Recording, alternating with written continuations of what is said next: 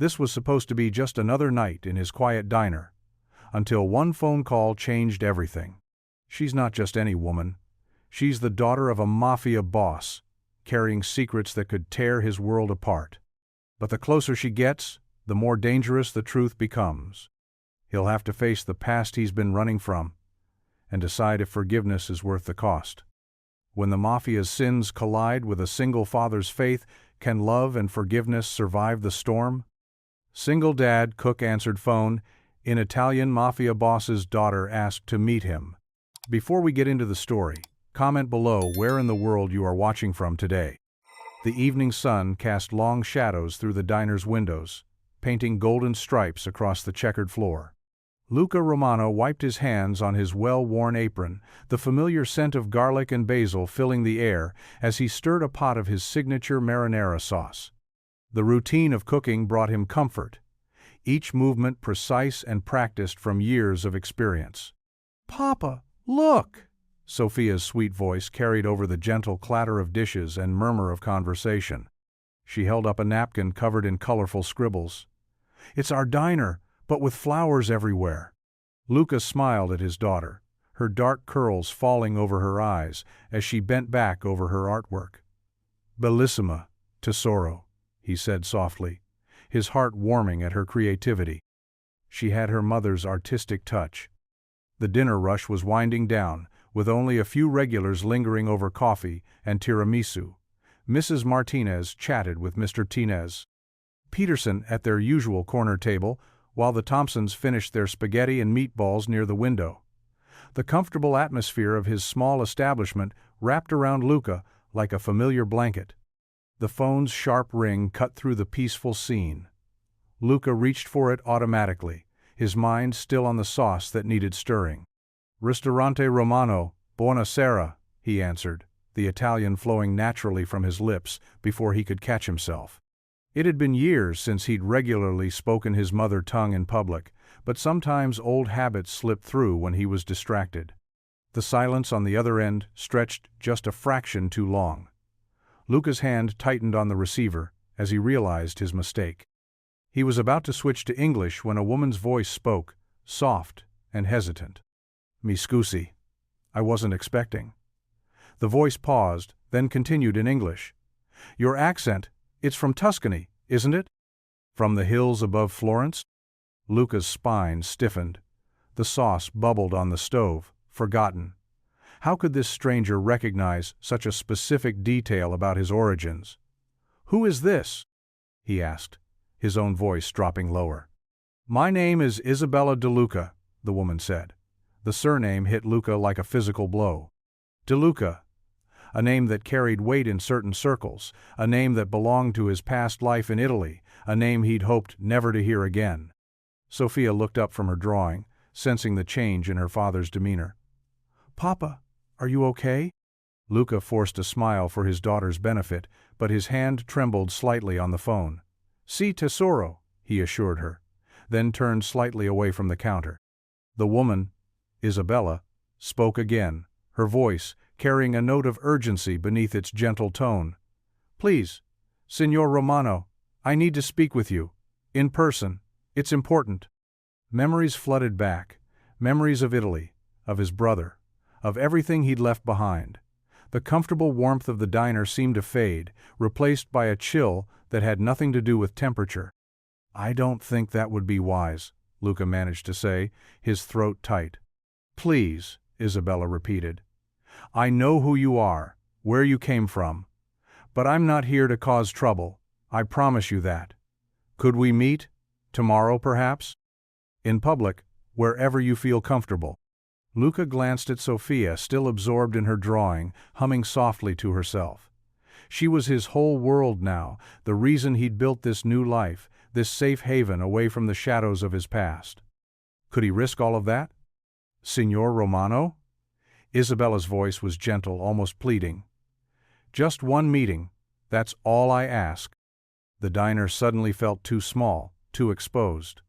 Mrs. Martinez waved goodbye as she headed for the door, the bell chiming cheerfully. The sound seemed to come from very far away. I need to think about this," Luca said, his accent thickening with stress. "Of course. I'll leave my number with your staff. Please, call me when you're ready." She recited a local phone number, which Luca found himself automatically writing down on the order pad, his movements mechanical. The line went dead, but Luca stood frozen, staring at the phone in his hand as if it might bite him. His heart pounded against his ribs, each beat seeming to echo the name, "Di Luca, Di Luca." "Papa?" Sophia's voice snapped him back to the present. She stood now, her brown eyes, so like her mother's, filled with concern. "The sauce is bubbling really big." Luca turned quickly to the stove, pulling the pot from the heat. The marinara had reduced too much, leaving it thicker than usual. Like his carefully constructed new life, it had changed in just a few moments of inattention. He set the phone down with a shaking hand, the number on the order pad seeming to stare back at him accusingly. The comfortable evening atmosphere had vanished, replaced by a tension he could feel in every muscle.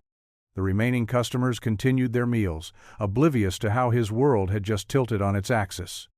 The morning sun hadn't yet risen when Luca switched on the kitchen lights at home. The quiet house echoed with his footsteps as he moved around, pulling out ingredients for Sophia's breakfast. His hands worked automatically, cracking eggs into a bowl while his mind drifted back to last night's phone call. That voice. Something about it had stirred memories he'd rather keep buried. De Luca. The name alone made his shoulders tense. He whisked the eggs with more force than necessary, spattering tiny drops onto the counter. "Papa?" Sophia appeared in the doorway, her school backpack dragging behind her. Her dark curls were still messy from sleep, one sock slightly higher than the other. "You're making scrambled eggs again?" Luca's face softened. "Good morning, Piccola. Yes, with cheese, just how you like them." He set the whisk down and helped her climb onto a kitchen stool. "Did you remember to pack your library book?" "Uh-huh." Sophia yawned, rubbing her eyes. "You look worried, Papa. Did you have bad dreams?" Luca turned back to the stove, hiding his expression. His daughter had always been too perceptive for her age. "No dreams, sweetheart. Just thinking about the restaurant. Big delivery coming today." The lie felt bitter on his tongue, but he couldn't burden an 8-year-old with his concerns. Instead, he focused on making her breakfast perfect, adding extra cheese to the eggs and cutting her toast into triangles the way she preferred. After dropping Sophia at school, Luca arrived early at the diner. The morning prep work helped steady his nerves, chopping onions, measuring spices, checking inventory. By lunch rush, the kitchen's familiar rhythm had almost made him forget about the mysterious phone call. Almost. The lunch crowd was in full swing when the bell above the door chimed. Luca glanced up from the grill, and his spatula nearly slipped from his grip. A woman stood in the entrance, tall and graceful, in a simple navy dress. Her dark hair was swept back elegantly, but it was her eyes that caught his attention. Deep brown and haunted by something he recognized all too well. She scanned the busy diner until her gaze found his. Recognition flickered across her face, and she moved toward the counter with measured steps. The other customers seemed to fade into the background as she approached. "Mr. Romano?" Her voice was the same as on the phone, soft, cultured, with just a hint of an Italian accent. "I'm Isabella De Luca. We spoke last night." Luca's hands grew cold, despite the heat from the grill. Up close, she looked both stronger and more vulnerable than he'd expected.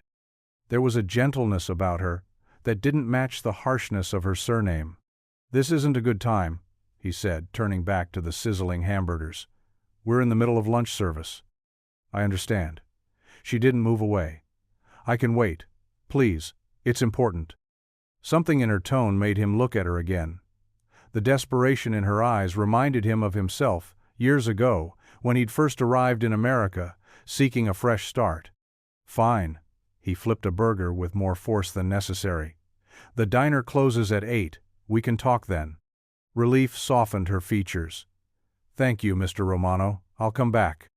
She chose a corner booth and ordered a coffee from Maria, one of the waitresses.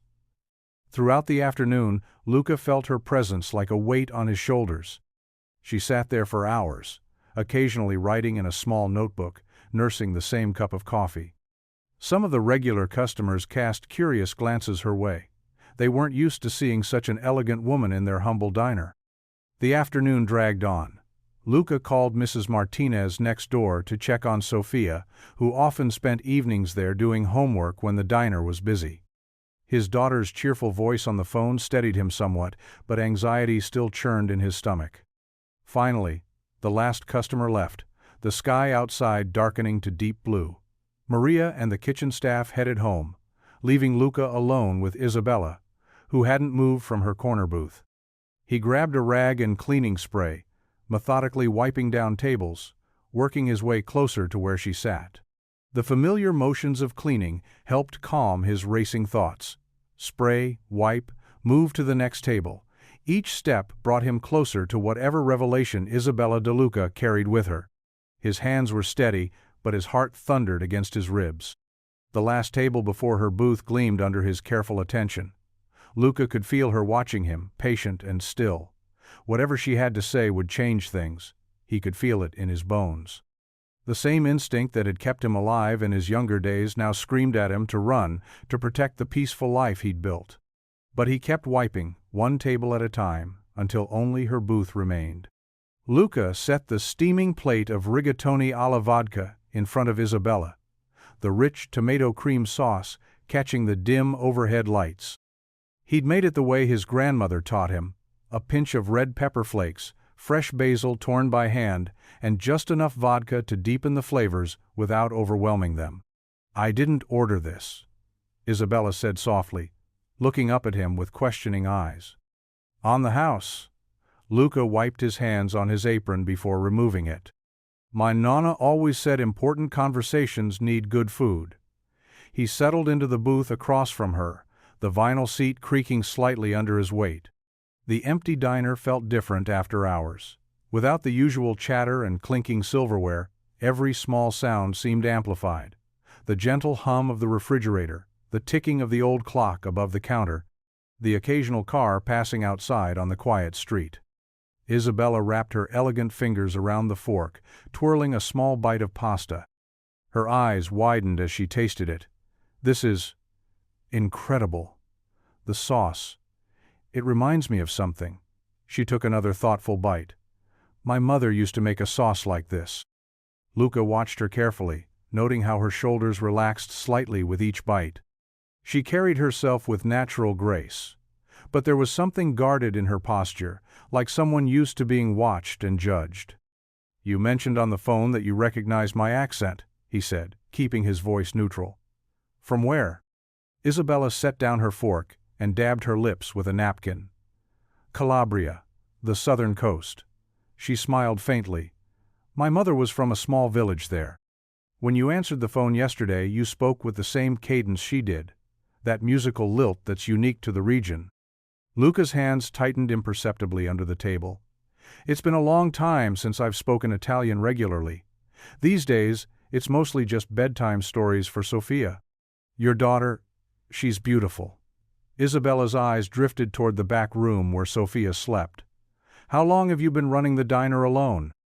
3 years. Luca's voice grew quiet. "Since Maria passed." Understanding flickered across Isabella's face. "I lost my mother when I was young too. The kitchen became my connection to her. Every time I made her recipes, it felt like she was still with me somehow." Luca nodded, recognizing the familiar ache in her words.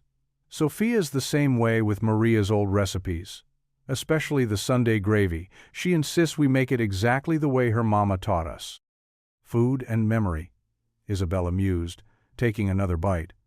"They're so intertwined in Italian culture. One taste can bring back an entire childhood."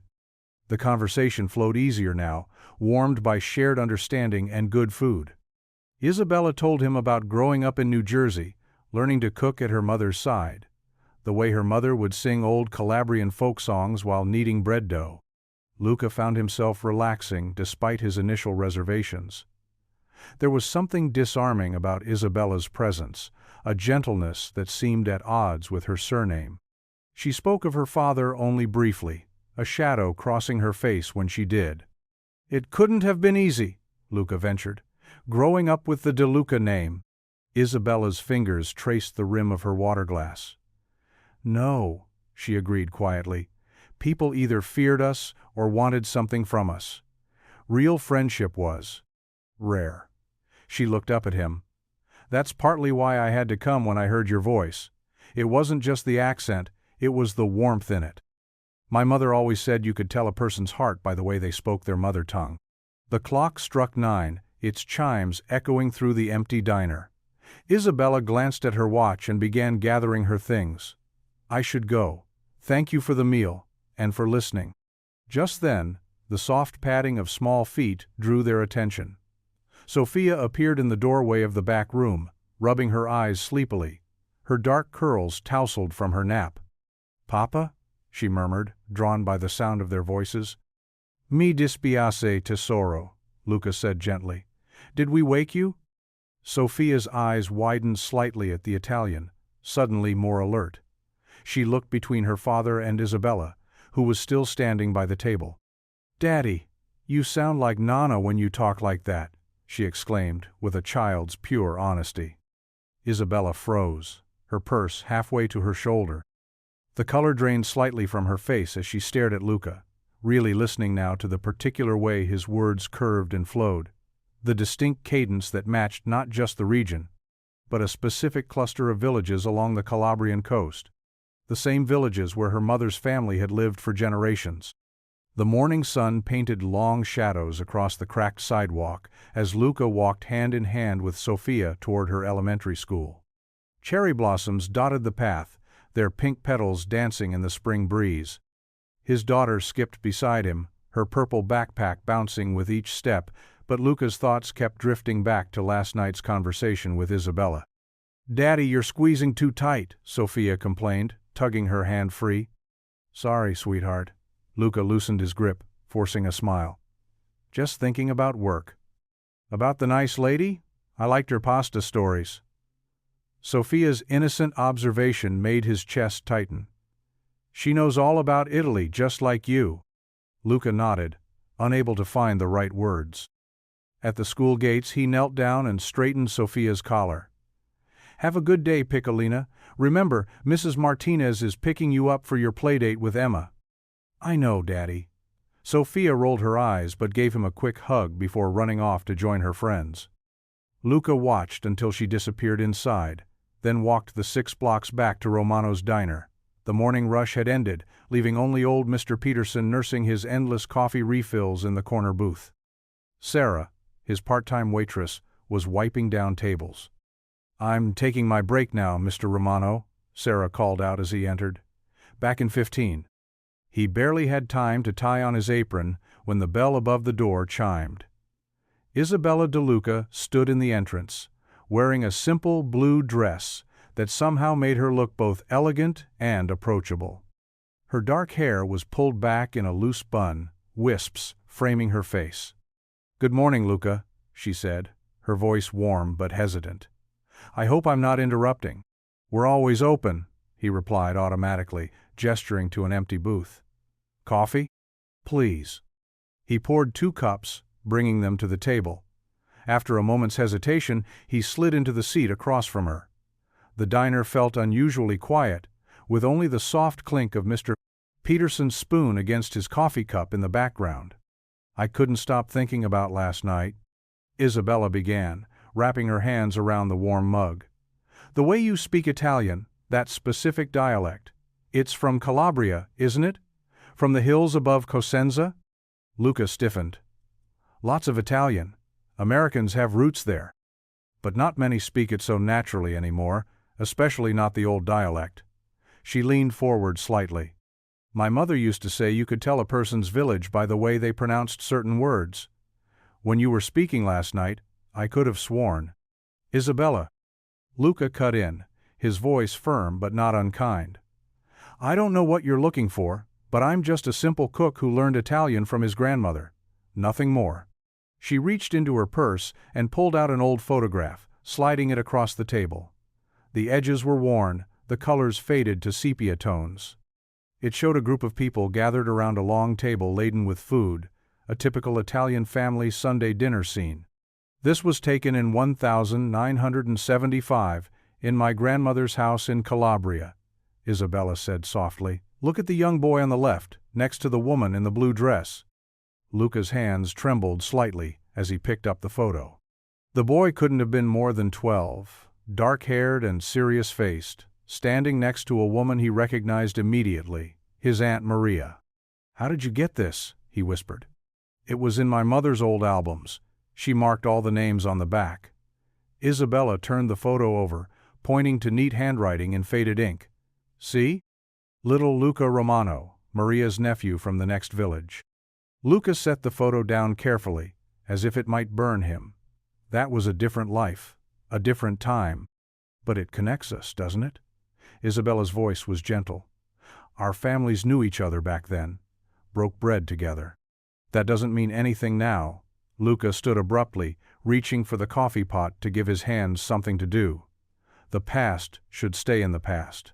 Isabella remained seated, her expression compassionate but determined.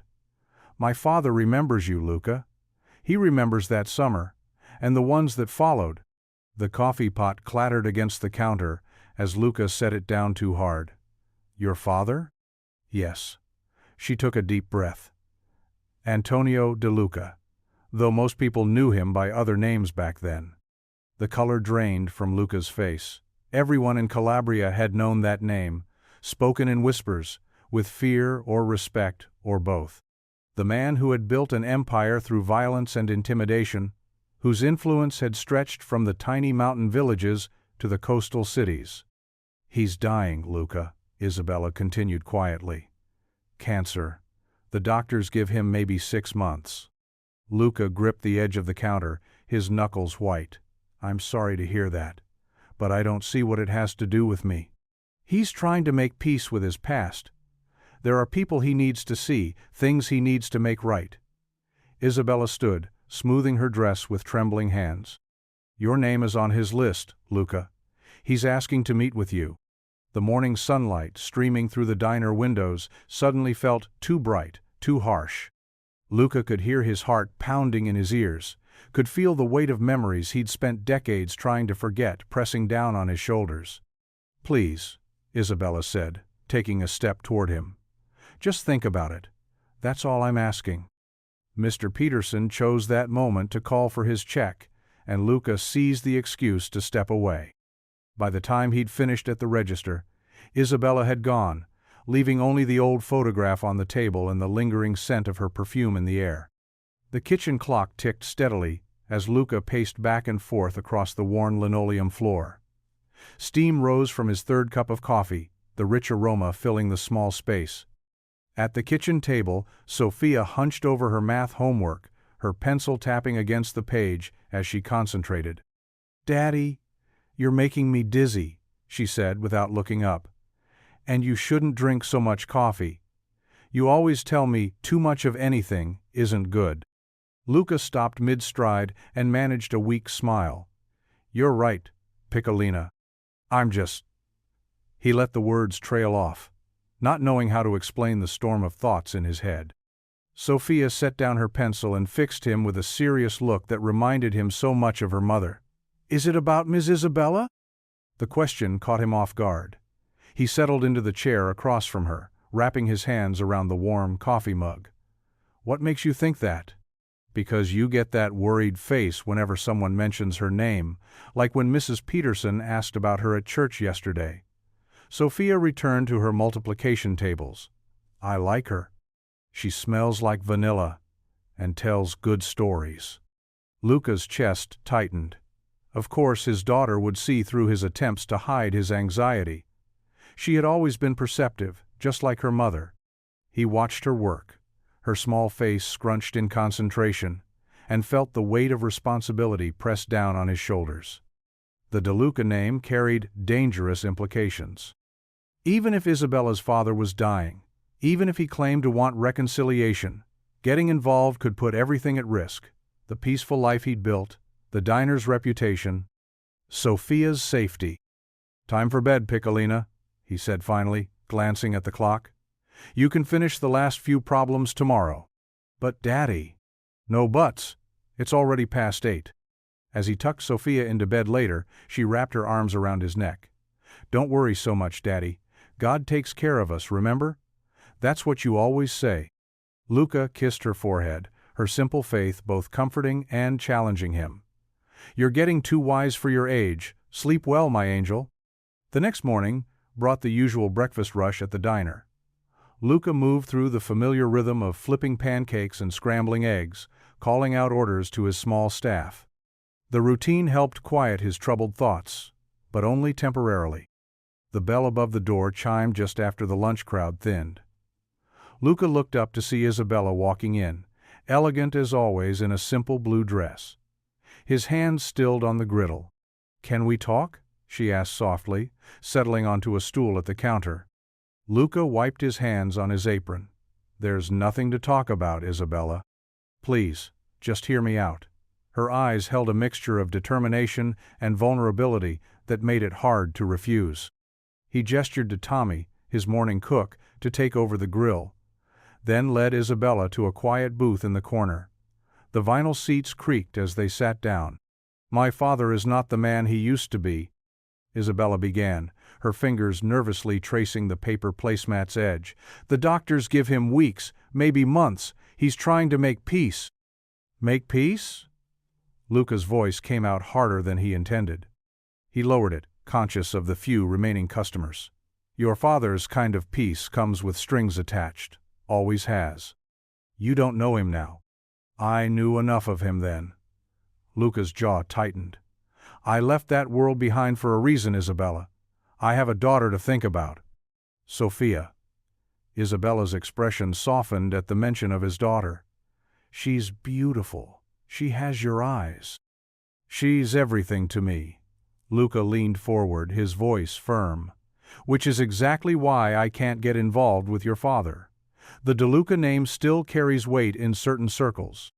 People remember. They talk."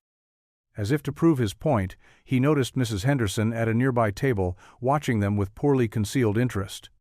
She'd already been whispering to her bridge club friends about the mysterious woman visiting his diner. "I've worked hard to build something honest here," he continued. "A place where families feel welcome, where Sophia can grow up proud of what her father does. I won't risk that." Isabella's eyes filled with tears, but she blinked them back. "You think I don't understand the weight of a name? I've spent my whole life trying to prove I'm more than my father's daughter, but running from the past doesn't make it disappear. I'm not running. I'm protecting what matters." "And what about the truth? Doesn't that matter?" She reached across the table as if to touch his hand but stopped short. "My father has secrets he needs to share, things you deserve to know." Luca stood up abruptly. "I want no part of your father's world, Isabella, or his secrets. Please, respect that." She rose slowly, dignity in every movement despite the hurt evident on her face. "Whether you want it or not, you are part of this story." Luca watched her walk away, her words settling like stones in his stomach. Through the front window he saw her pause on the sidewalk, tuck a strand of hair behind her ear, then continue down the street until she disappeared around the corner. The afternoon sun cast long shadows through the diner's windows, and Luca realized he'd been standing there longer than he'd meant to. He turned back to the counter, trying to focus on the work ahead, but Isabella's parting words echoed in his mind, refusing to be dismissed. The setting sun cast long shadows through the diner's windows as Luca wiped down the last table. He decided to close early, his mind too distracted to focus on the evening crowd.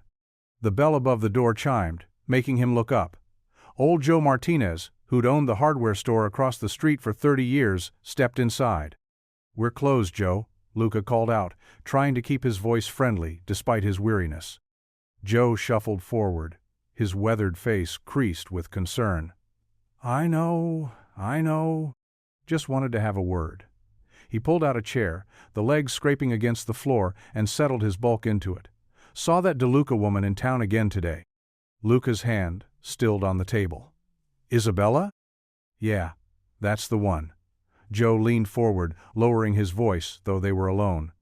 "Listen, Romano, I've known you since you first bought this place. You're good people. Your food brings folks together.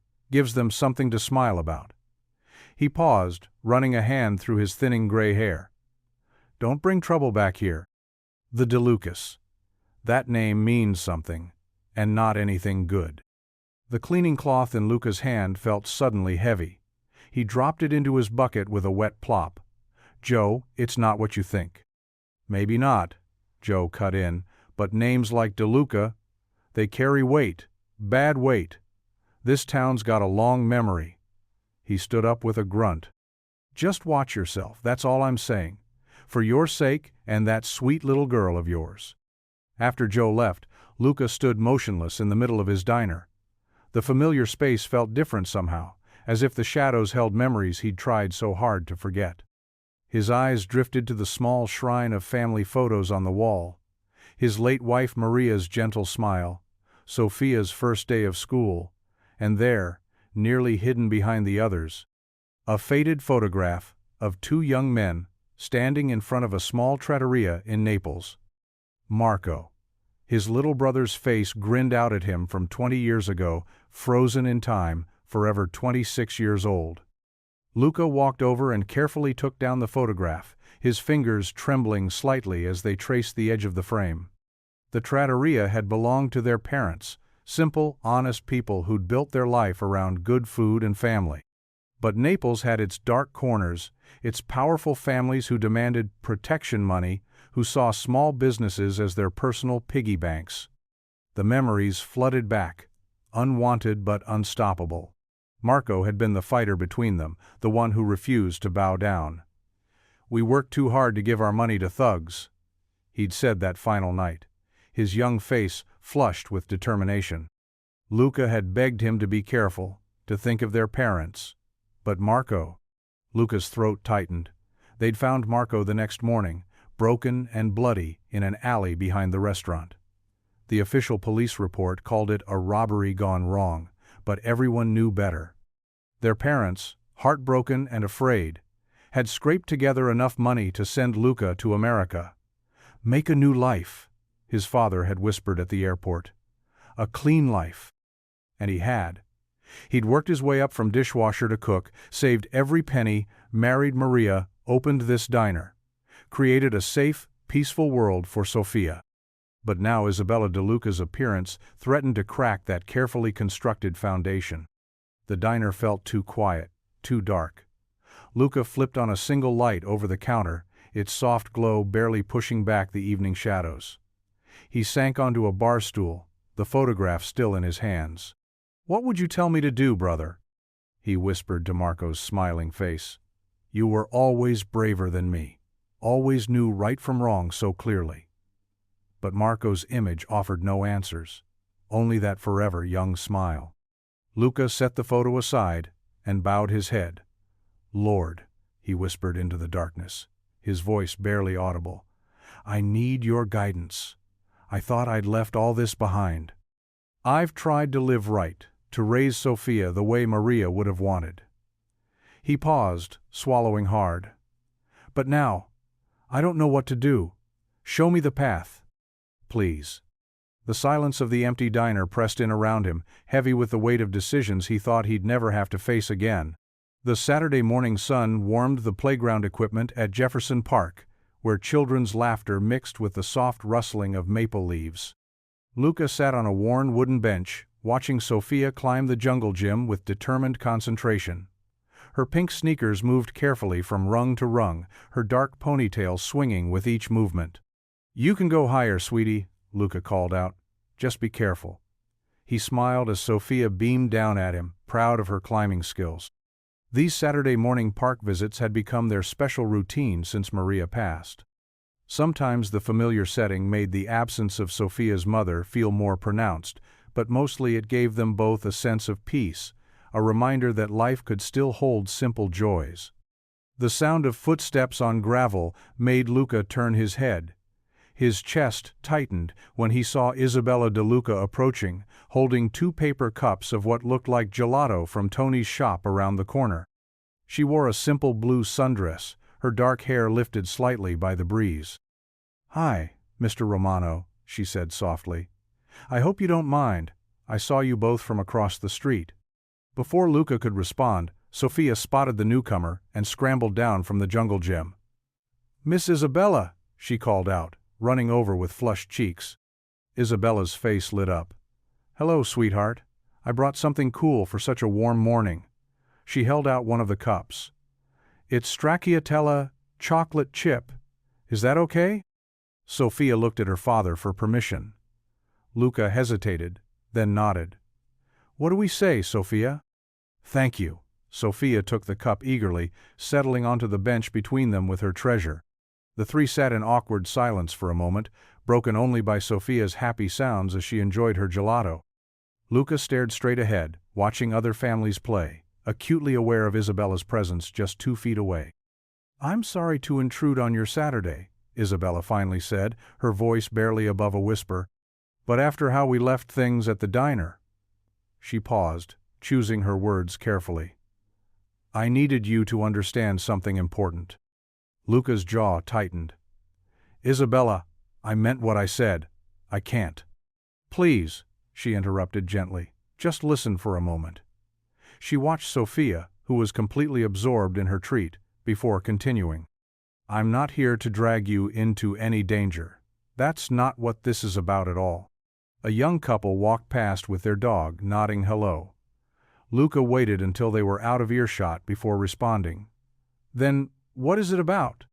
Isabella turned slightly toward him, her eyes earnest. "It's about healing.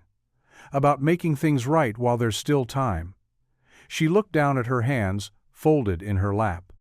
"My father. He's carried these regrets for years. When he heard your name mentioned in town, when he realized who you were—" "Sophia," Luca cut in. "Why don't you go try the swings?" His daughter looked up from her nearly empty cup, glancing between the adults. "Can I finish first?" "Of course, Piccola," he said softly. Isabella waited until Sophia had scraped the last bit of gelato from her cup before continuing. "The Romano name, it means something to my father. Something that keeps him awake at night, especially now that he's—" She swallowed hard. "Now that his time is limited." Luca watched his daughter skip to the swings, her ponytail bouncing. "The past should stay in the past," he said firmly, but his voice carried a hint of uncertainty. "Should it?" Isabella's question hung in the air between them. "Or does it just fester there, poisoning the present?" She smoothed her dress over her knees, a nervous gesture. "My father doesn't want to die with these wounds unhealed. He's asking for a chance at reconciliation, nothing more."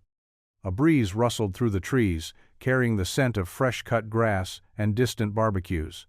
Sophia's delighted squeals drifted over as she pumped her legs on the swing, going higher and higher. "Your father's regrets are his own burden to carry," Luca said, but the words felt hollow even as he spoke them. Isabella turned to face him fully now. "Are they? Or do we all carry pieces of this weight? You, me, even the next generation?" She gestured toward Sophia. "Wouldn't it be better to try for peace while we can?" Luca remained silent, his thoughts churning. The morning sun grew warmer, and more families began filling the playground. He watched a father push his young son on the swing next to Sophia, their laughter mixing together in the air. "Just think about it," Isabella said quietly, standing up. "That's all I'm asking." She brushed a few creases from her dress. "Thank you for not sending me away immediately." She walked away, her footsteps fading on the gravel path. Luca sat there, barely moving, until Sophia ran back to him, breathless and pink-cheeked from the swings. The rest of their Saturday passed in a blur of routine activities: grocery shopping, laundry, helping Sophia with her weekend homework. But Isabella's words echoed in Luca's mind, making even the simplest tasks feel weighted with unspoken history. That evening, as he tucked Sophia into bed, she clutched her favorite stuffed rabbit close.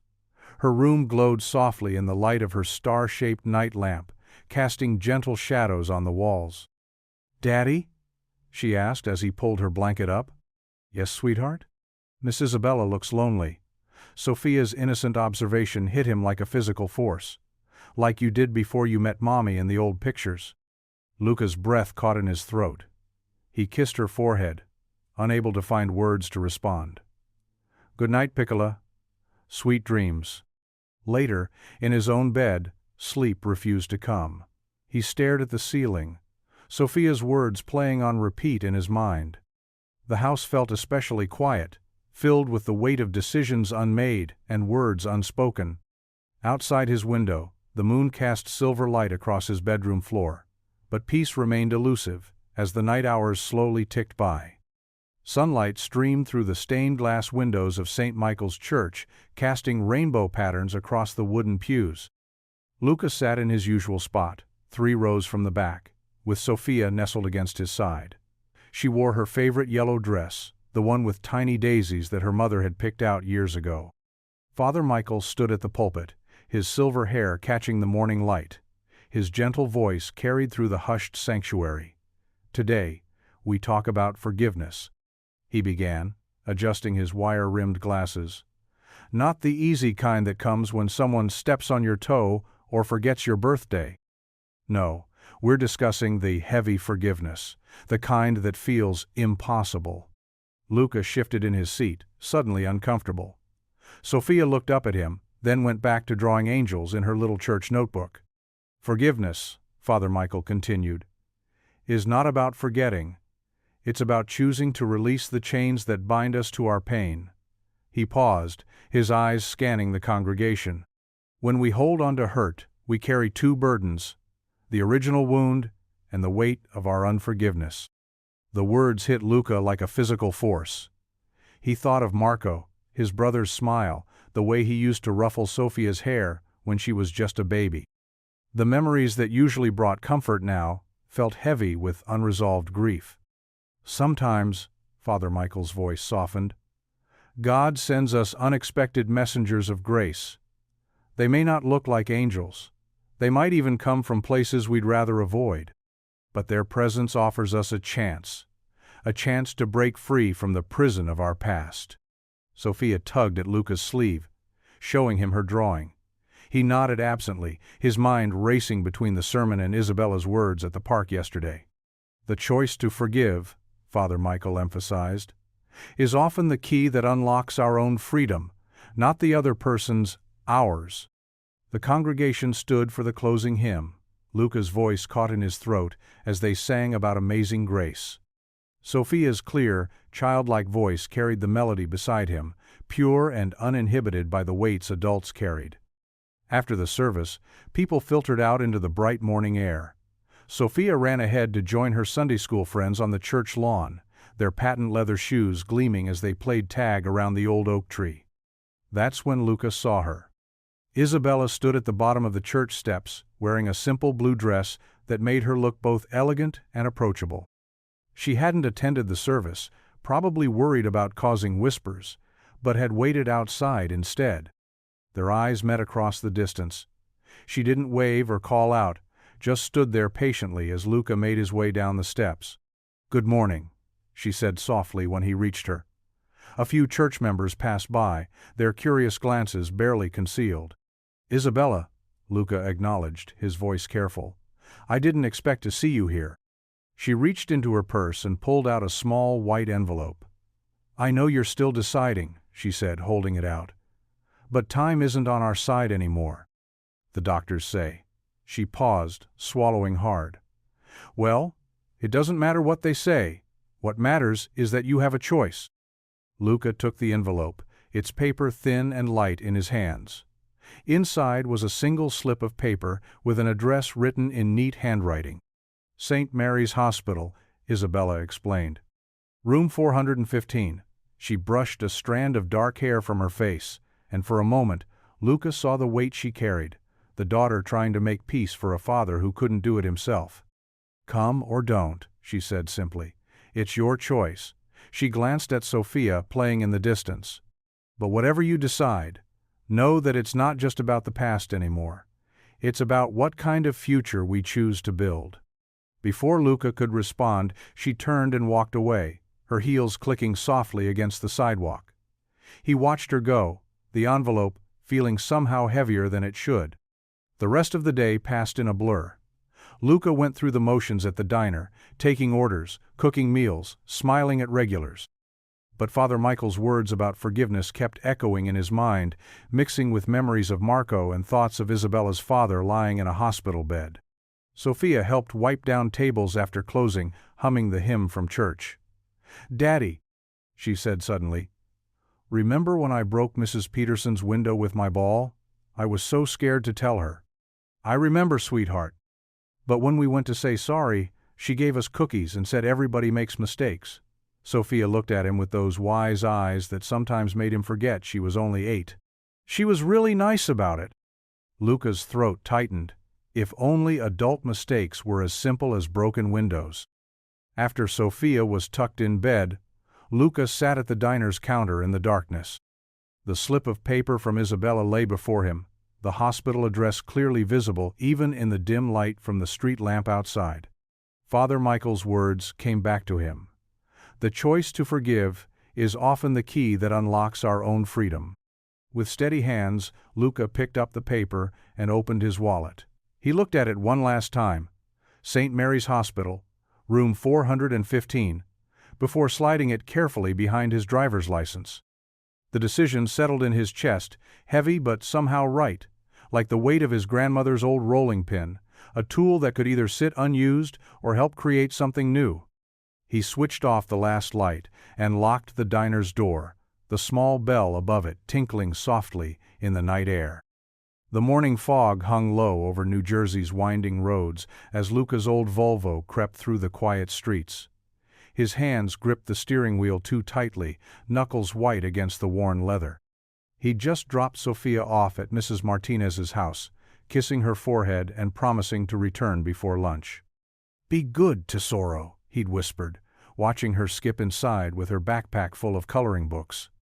Now, following Isabella's carefully written directions, he turned onto a tree-lined avenue he'd never noticed before. The houses grew larger, more imposing, until he reached the address that made his heart skip, 1247 Oakwood Drive. The DeLuca mansion loomed before him, a sprawling stone structure with ivy-covered walls and black iron gates. Though time had dulled its grandeur, the house still commanded respect. Or perhaps, Luca thought, it inspired fear. He parked in the circular driveway, next to Isabella's silver Mercedes. The gravel crunched under his feet as he approached the heavy wooden door. Before he could knock, Isabella opened it, her face drawn with worry. "Thank you for coming," she said softly, leading him into a marble-floored foyer. Family portraits lined the walls, generations of DeLucas staring down at him with dark, serious eyes. "I'm not staying long," Luca replied, his voice rougher than he intended. I need to understand." Isabella nodded, guiding him up a curved staircase. "He's in the master bedroom. He hasn't left it in weeks." She hesitated at the top of the stairs. "Luca, whatever he tells you, remember, he's dying. His words come from a place of genuine remorse." Luca said nothing, following her down a long hallway. The carpet muffled their steps, but his heartbeat seemed loud enough to wake the dead. The bedroom door stood partially open. Isabella knocked gently. "Papa, he's here." "Come in, come in." The voice was weak, but carried authority even now. Luca stepped into a room that felt more like a hospital ward than a bedroom. Medical equipment crowded the space, monitors beeping steadily. Heavy curtains were drawn back, allowing morning light to fall across the massive 4-poster bed where Don Carlo DeLuca lay propped against a mountain of pillows. The man before him barely resembled the feared Mafia boss Luca remembered from whispered conversations and newspaper clippings. Don Carlo's face was gaunt, his skin nearly transparent, but his eyes, those infamous dark eyes, remained sharp and alert. "Luca Romano," Don Carlo said, extending a trembling hand. "You look just like your father." Luca didn't take the offered hand. He stood at the foot of the bed, maintaining his distance. "How do you know my father?" "Isabella," Don Carlo said, "leave us, please." Isabella touched Luca's arm briefly before leaving, closing the door behind her with a soft click. "Sit," Don Carlo gestured to a chair beside the bed. "Please." After a moment's hesitation, Luca sat, keeping his back straight and his hands folded tightly in his lap. I've thought about this moment for years, Don Carlo began, his breath wheezing slightly. What I would say when I finally saw you. How I would ask. He paused, closing his eyes briefly. I need your forgiveness, Luca Romano. The words hung in the air between them. Luca felt his chest tighten. Forgiveness? For what? For everything. For the pain I caused your family. For the choices I made that. Don Carlo's voice cracked. He reached for a glass of water on the bedside table, his hand shaking so badly that some spilled onto the silk sheets. Without thinking, Luca steadied the glass, helping the old man drink. The simple act of compassion seemed to break something in Don Carlo. Tears welled in his eyes. Look at me now, he whispered. Once, I commanded respect with a single glance. Now I cannot even hold a glass of water. God has a sense of humor, no? Why did you want to see me? Luca asked, his voice firm despite the tremor in his hands. Why now? Because death strips away pride, Luca. It forces us to face our sins. Don Carlo turned his head to look out the window. I've done terrible things. Terrible things I justified in the name of family, of honor, but now. He gestured at the medical equipment surrounding him. Now I see clearly. Too clearly. Luca leaned forward, his heart pounding. What does this have to do with me? With my family? Don Carlo's eyes met his, filled with a pain that seemed deeper than physical suffering. I need your forgiveness before I die. I don't deserve it, Madonna Santa. I know I don't deserve it, but I ask for it anyway. How can I forgive you when I don't even know what I'm forgiving you for? Luca stood abruptly, his chair scraping against the hardwood floor. You speak of sins and terrible things, but you tell me nothing. My family fled Italy. My brother is dead. And you. He took a deep breath, trying to control his rising anger. You sit here asking for forgiveness without even telling me the truth. Don Carlo reached out, his fingers grasping at air. Please, Luca, sit. Let me explain. But Luca was already backing away toward the door. No, not like this. When you're ready to tell me the whole truth, about my family, about my brother, then maybe we can talk about forgiveness. But not before.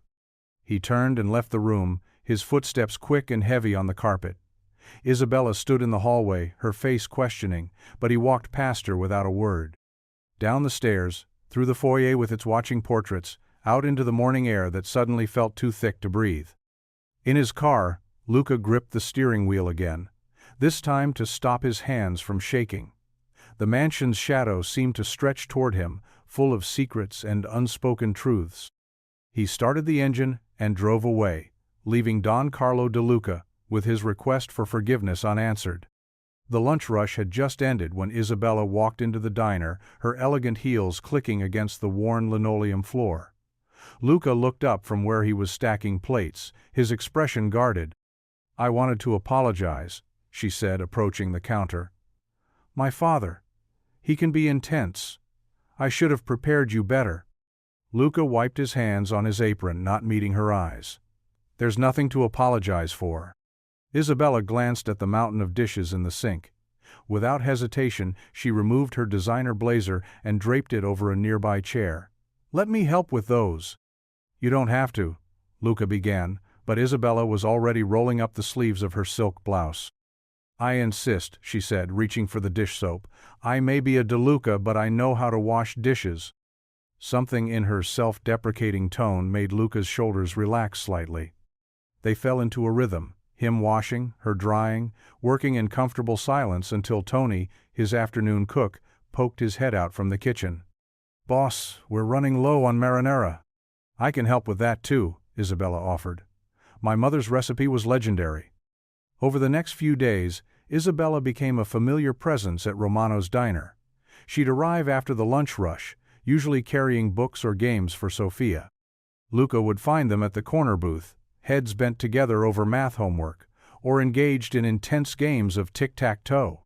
Miss Isabella knows all about fractions, Daddy, Sofia announced one afternoon, beaming. She makes it fun. The staff noticed the change in their usually reserved boss. Maria, their senior waitress, caught Luca humming while preparing the day's specials. Tony swore he saw him smile twice in one day. A new record. By the end of the week, Isabella had mastered the art of rolling meatballs and could work the industrial dishwasher like a pro. Her pristine business suits gave way to borrowed aprons, her perfectly styled hair often dusted with flour. "You're getting better at this," Luca admitted one evening, watching her knead dough for tomorrow's bread. "Though your technique needs work." "Oh, really?" Isabella raised an eyebrow, a playful glint in her eye. "I suppose I had a good teacher." The kitchen staff had gone home, and Sophia was absorbed in a book at her usual booth. The diner was quiet, except for the gentle hum of the refrigerator and the rhythmic sound of dough being worked. "Here," Luca said, stepping closer. "Like this." He demonstrated the proper kneading motion, his experienced hands moving with practiced ease. Isabella tried to copy him, but flour puffed up from her enthusiastic efforts, creating a small white cloud. Some of it settled on her nose, and she laughed, a warm, genuine sound that filled the kitchen. Luca couldn't help but chuckle too. "Maybe a little gentler," he suggested, his own face now spotted with flour. Their eyes met across the flour-dusted counter, and the laughter softened into something quieter. For a moment, neither moved, caught in an unexpected pocket of warmth and understanding. Sophia's voice broke the spell. "Daddy, can Miss Isabella stay for dinner, please?" Luca cleared his throat, suddenly very interested in cleaning up the scattered flour. "It's getting late, Tesoro. I'm sure Miss Isabella has other plans." "Actually," Isabella said, wiping flour from her cheeks, "I make it a point never to turn down dinner at Romano's." She smiled at Sophia, then glanced at Luca. "If that's all right with your father." That evening, they shared a simple meal of spaghetti and meatballs, Sophia chattering happily between them. The flour incident had left them both looking slightly disheveled, but neither seemed to mind. Every so often their eyes would meet across the table, and they'd share a small smile, remembering the moment in the kitchen. As they cleared the plates together later, their movements synchronizing naturally, Luca realized something had shifted. The tension that had followed their first meeting had dissolved, replaced by something softer, something that felt surprisingly like friendship. The last customer had long gone home, and Sophia was dozing in her booth, surrounded by homework papers. Isabella reached for her blazer, shaking off a bit more flour. "Same time tomorrow?" she asked, her voice casual, but her eyes hopeful. Luca nodded, a small smile playing at the corners of his mouth. "Someone needs to teach you proper dough technique." Isabella laughed again, softer this time. "Good night, Luca." As she walked toward the door, Luca watched her go, aware that his peaceful, predictable life was changing, and not entirely sure he minded. The morning sun streamed through the stained glass windows of St. Michael's Church, casting colorful patterns across the wooden pews. Luca Romano straightened his tie as he walked through the heavy oak doors, Isabella De Luca by his side. She wore a modest navy dress and carried herself with quiet dignity, but the moment they stepped into the sanctuary, the atmosphere shifted. Mrs. Peterson, who had brought Luca casseroles for months after his wife passed, suddenly found her hymnal fascinating. The Martelli family, regular customers at the diner, shifted uncomfortably in their seats. Even Father Thomas's welcoming smile seemed strained. "Maybe I shouldn't have come," Isabella whispered, her fingers fidgeting with her small prayer book. "Nonsense," Luca replied, though his heart hammered in his chest. He guided her and Sophia to their usual pew, third row from the front. Sophia, oblivious to the tension, skipped ahead, her patent leather shoes clicking against the floor. The whispers started like a gentle breeze, barely noticeable at first, but growing steadier. Luca caught fragments as they settled into their seats. "De Luca girl. Can't believe he'd bring her here. Mafia blood. Not safe around children." Isabella kept her eyes forward, but Luca saw her shoulders stiffen. Sophia looked up from her children's Bible, confusion crossing her young face as she noticed the stares. The organ began to play, but the music couldn't drown out the undercurrent of murmurs. Mrs. Rizzo, who had taught Sophia's Sunday school class for the past 2 years, quietly gathered her grandchildren and moved to a pew further back. Father Thomas began the service, speaking about God's love and acceptance. But Luca struggled to focus. He was acutely aware of every sideways glance, every disapproving frown. The same people who had praised his lasagna and celebrated Sophia's birthday now looked at him as if he'd betrayed them. During the peace, when congregants typically moved about greeting each other warmly, a clear circle of empty space formed around their pew. Only old Mr. Martinez, who had fought in World War II and always said he'd seen enough judgment for one lifetime, came forward to shake their hands. "God's peace be with you," he said firmly, looking directly at Isabella. "All of you."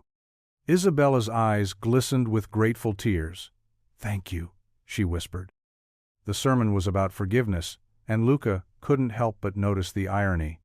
He watched as Sophia colored in her church activity book, drawing what looked like 3 figures holding hands, himself, her, and Isabella. His daughter's innocent acceptance made his heart both swell and ache. When communion came, Isabella stayed in her seat. "I'll wait here," she said softly. "Come with us," Sophia insisted, taking Isabella's hand. "Daddy says Jesus' table is for everyone." Several people in line visibly shifted away as Isabella joined them. Luca felt anger rising in his chest, but Sophia's small hand in his reminded him of grace. They received the bread and wine, Isabella's hands trembling slightly as Father Thomas blessed her. After the service, the usual coffee hour in the parish hall felt like navigating a minefield. Conversations stopped when they walked past. Parents pulled their children closer. The cookie table suddenly had plenty of space around it. "Look, Miss Isabella," Sophia said brightly, offering her a chocolate chip cookie. "These are almost as good as the ones you made at the diner." A few nearby mothers exchanged significant looks. One whispered something about influence and values. Isabella's composure finally cracked. "I should go," she said, her voice barely steady. "Thank you for including me, Luca, but I won't put you through this." "Isabella, wait." But she was already heading for the door, her heels clicking rapidly on the floor. Sophia watched her go, confusion clouding her face. "Daddy, why is Miss Isabella sad? Did we do something wrong?" Luca knelt down to his daughter's level, aware of the eyes still on them. "No, sweetie. Sometimes people can be unkind when they don't understand others. But you said church is where we love everybody. Like Jesus does." "That's right, we're supposed to." "Then why didn't anyone want to sit with us? And why did Tommy's mom pull him away when he waved at me?" The drive home was quiet. Sophia sat in the back seat, unusually subdued, clutching her church drawing. Luca caught glimpses of her in the rearview mirror, her small face troubled as she processed the morning's events. That evening, as the sun set and cast long shadows across Sophia's bedroom, they knelt together for their nightly prayers. The familiar routine felt different tonight, heavier with unspoken questions. "Dear Jesus," Sophia began, her hands clasped tightly, "please help Miss Isabella not be sad, and help people be nice to her, like you would be." Luca's throat tightened as he listened to his daughter's simple, pure faith. Sophia opened her eyes, looking up at him. "Why are people mean to Miss Isabella, Daddy?" The question hung in the air, weighted with innocent confusion and hurt. Luca felt his heart break a little, both for his daughter's first encounter with prejudice and for Isabella, who had done nothing to deserve such treatment. Luca stood in the diner's kitchen, staring at the handwritten recipe card Isabella had brought him. The paper was worn at the edges, stained with olive oil spots that had long since dried. His fingers traced the delicate cursive, Isabella's mother's handwriting. "Are you sure about sharing these?" he asked, looking up at Isabella, who was tying an apron around her waist. "Family recipes are sacred." Isabella smiled, pulling her dark hair back into a neat bun. "Mama would have wanted her food to bring people together. That's what she always said. A shared meal can heal many wounds." Sophia bounced around them, wearing her own tiny apron decorated with painted flowers. "Can I help? Please, Daddy?" "Of course, Piccola." Luca lifted her onto a sturdy stool near the prep counter. You can help Isabella roll the meatballs." The diner's usual morning crowd had thinned out, giving them time to prepare for the evening ahead. Handwritten signs in the window announced, "Family Heritage Night, Traditional Italian Dinner." Red and white checkered tablecloths covered every table, and tiny electric candles flickered in mason jars. As the afternoon progressed, incredible aromas filled the space. Isabella's mother's marinara sauce simmered slowly, rich with herbs and garlic. Fresh bread dough rose in covered bowls, and trays of hand-rolled pasta dried on every available surface. "This was my nonna's technique," Isabella explained, showing Sophia how to press thumb-sized dents into focaccia dough. "See how the olive oil pools in the little valleys?" The kitchen felt different with the three of them working together. Luca caught himself humming old Italian songs his mother used to sing, and soon Isabella joined in, teaching Sophia the chorus. Their voices blended naturally, filling the space with warmth. At 5 o'clock, Luca flipped the sign to "Open." His heart pounded. Would anyone come? The whispers around town had been harsh lately. But Isabella squeezed his arm gently, as if reading his thoughts. "Trust in good food and open hearts," she said.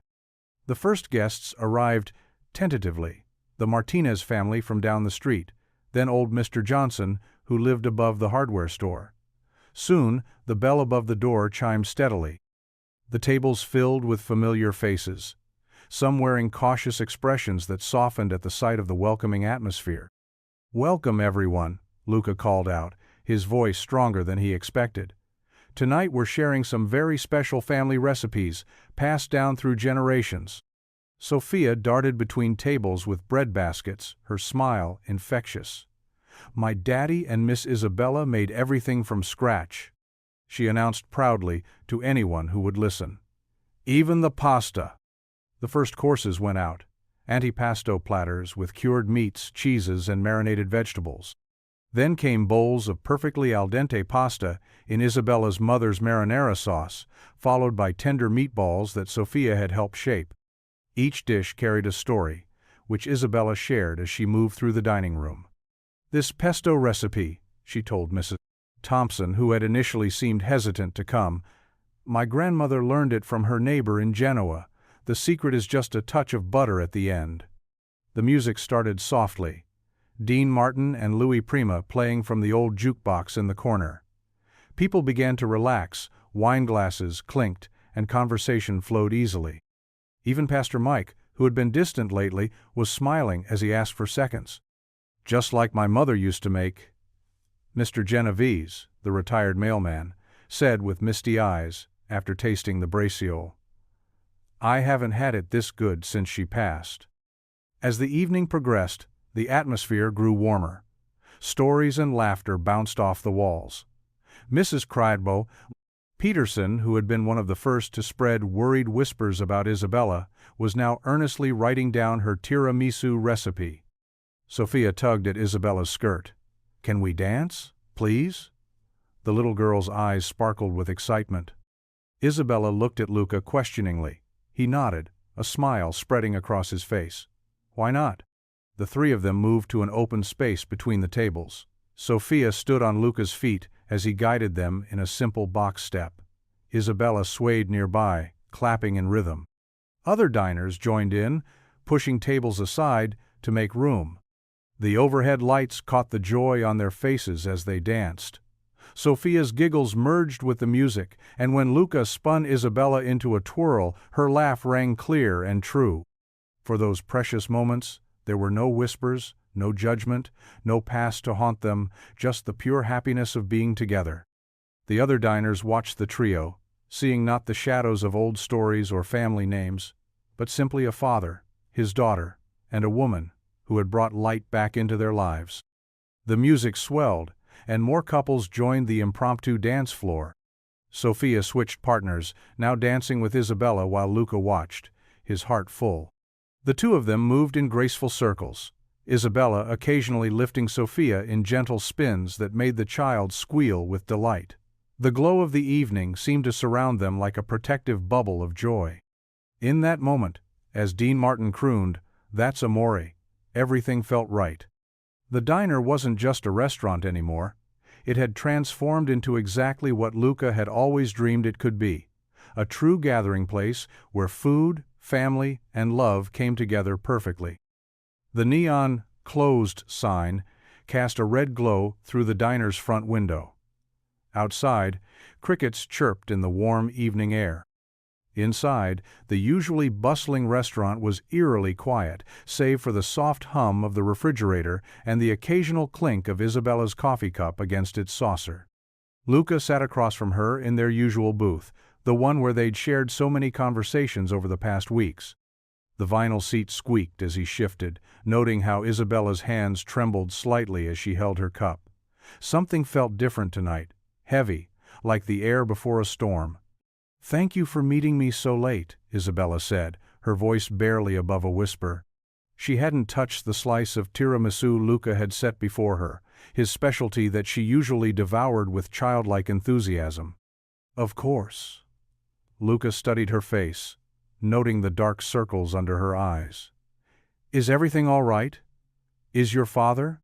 "My father is the same," she cut in, then bit her lip. "But there's something I need to tell you. Something I should have told you weeks ago." The ceiling fan spun lazily above them, casting alternating shadows across the checkered tablecloth. Through the kitchen window, Luca could see the stack of dishes he'd left from closing, waiting to be washed in the morning. Isabella took a deep breath, her fingers working at a loose thread on her sleeve. "It's about Marco." Luca felt his chest tighten at his brother's name. "What about Marco?" "I've been trying to find the right way to tell you this." Isabella's voice cracked. She reached for her purse and pulled out an old newspaper clipping, yellowed with age. "I found this in my father's study." Luca's hands felt numb as he took the paper. The headline was in Italian, dated 20 years ago. His eyes caught his brother's name, and suddenly he was back there. The phone call in the middle of the night, the rushed flight to Naples, the closed casket at the funeral. "The official report said it was a car accident," Isabella continued, her words coming faster now. "But it wasn't. Luca, my father. He was involved." The diner's fluorescent lights seemed to buzz louder in Luca's ears. "What are you saying?" "Marco was investigating certain businesses in Naples. He was an accountant, yes?" Isabella's eyes welled with tears. "He found irregularities in some accounts that traced back to my father's organization." Luca's coffee cup sat forgotten, growing cold. The truth he'd suspected for years but never confirmed was finally taking shape, and it was worse than he'd imagined. "My father didn't order it directly," Isabella rushed to add, but when his lieutenants discovered Marco was close to exposing their money laundering operation, she trailed off, unable to finish. Luca stood abruptly, needing to move. He paced behind the counter where just hours ago he'd been cheerfully serving customers, joking with Isabella as she helped wipe down tables. How quickly joy could turn to ashes. "All these weeks," he said, his voice dangerously quiet. "You knew this?" "I suspected at first, but I wasn't certain until recently." Isabella stood too, her face pale. "When I found that article, I confronted my father. He confirmed everything. That's why he wants to meet with you again, to confess, to ask for forgiveness." Luca spat the word like poison. "My brother had 2 young children. His wife never remarried. Our parents." He grabbed the edge of the counter, his knuckles white. "Our parents died, believing it was just a tragic accident." "I'm so sorry, Luca." Isabella took a step toward him, tears now flowing freely. "I should have told you sooner, but I was afraid." Afraid of losing. She gestured helplessly at the diner, at the space between them that had grown so warm and familiar. Luca thought of all the moments they'd shared. Isabella teaching Sophia to make paper cranes at this very counter, their hands touching as they passed plates during the dinner rush. The way she'd looked at him during their dance at Heritage Night. It had all been built on a foundation of lies. The rage that burst through him was sudden and overwhelming. His fist came down hard on the table, making the coffee cups jump and clatter. "Get out," he whispered, not trusting himself to speak any louder. "Luca, please." "Get out!" The words echoed off the walls, shattering the quiet night. Isabella grabbed her purse with trembling hands. At the door she turned back one last time, tears streaming down her face. The bell chimed as she pushed it open, the sound jarring in the heavy silence. The morning sun streamed through the diner's windows, but Luca barely noticed its warmth. His movements were mechanical, as he wiped down the counter for the third time, his jaw set in a tight line. The cheerful bell above the door chimed, and his shoulders tensed at the familiar click of heels on tile. Isabella stood in the doorway, her face drawn and pale. She held a small paper bag in her hands, probably filled with those Italian cookies Sophia loved so much. Without looking up, Luca turned his back and disappeared into the kitchen. "Papa, Miss Isabella is here," Sophia called out from her homework spot at the counter, her face lighting up. The sound of little feet hitting the floor echoed as she hopped off her stool. "Sophia, finish your math," Luca said firmly, his voice carrying from the kitchen. The words came out harsher than he intended, making both Sophia and Isabella flinch. Isabella placed the bag on the counter with trembling hands. "I just thought, maybe Sophia would like these," she said softly, her voice catching. When no response came from the kitchen, she turned and left, the bell's cheerful ring now seeming out of place. Sophia stared at the bag, then at the kitchen door, her small face clouded with confusion. "Papa, why are you mad at Miss Isabella?" Luca emerged from the kitchen, his face lined with exhaustion. "It's complicated, Tesoro, adult things." He picked up his cleaning rag again, scrubbing at imaginary spots. Days blurred together like this. Isabella would come, sometimes in the morning, sometimes during the quiet afternoon lull. Each time, Luca would find something urgent to do in the kitchen or the storage room. Each time, Sophia's eyes would follow him with growing sadness. The regulars noticed the change. Old Mrs. Peterson, who'd been coming for coffee every morning for 15 years, watched Luca's retreating back one day and shook her head. "That poor dear," she murmured, glancing at the door Isabella had just exited through. "Both of them, really." At night, when the diner was closed and Sophia was asleep, the memories Luca had worked so hard to bury came rushing back. In his dreams, Marco was always there, young, laughing, full of life. Then the dreams would twist, and he'd see his brother's face contorted in fear, hear screams he hadn't actually been present to hear. He'd wake up gasping, sheets tangled around him, the old grief fresh and raw. Now it was worse. Knowing that Isabella's father, the man who'd asked for his forgiveness, had been connected to that horror. The betrayal felt like a physical wound. One morning, after another sleepless night, Luca dropped a whole tray of plates. The crash brought Sophia running from her corner. "Papa, are you okay?" He stood amidst the broken ceramic, hands shaking. "I'm fine, Sophia. Just stay back. There's glass everywhere." "You don't look fine," Sophia said, her voice small but certain. "You look sad, like when we talk about Mama." Luca's throat tightened.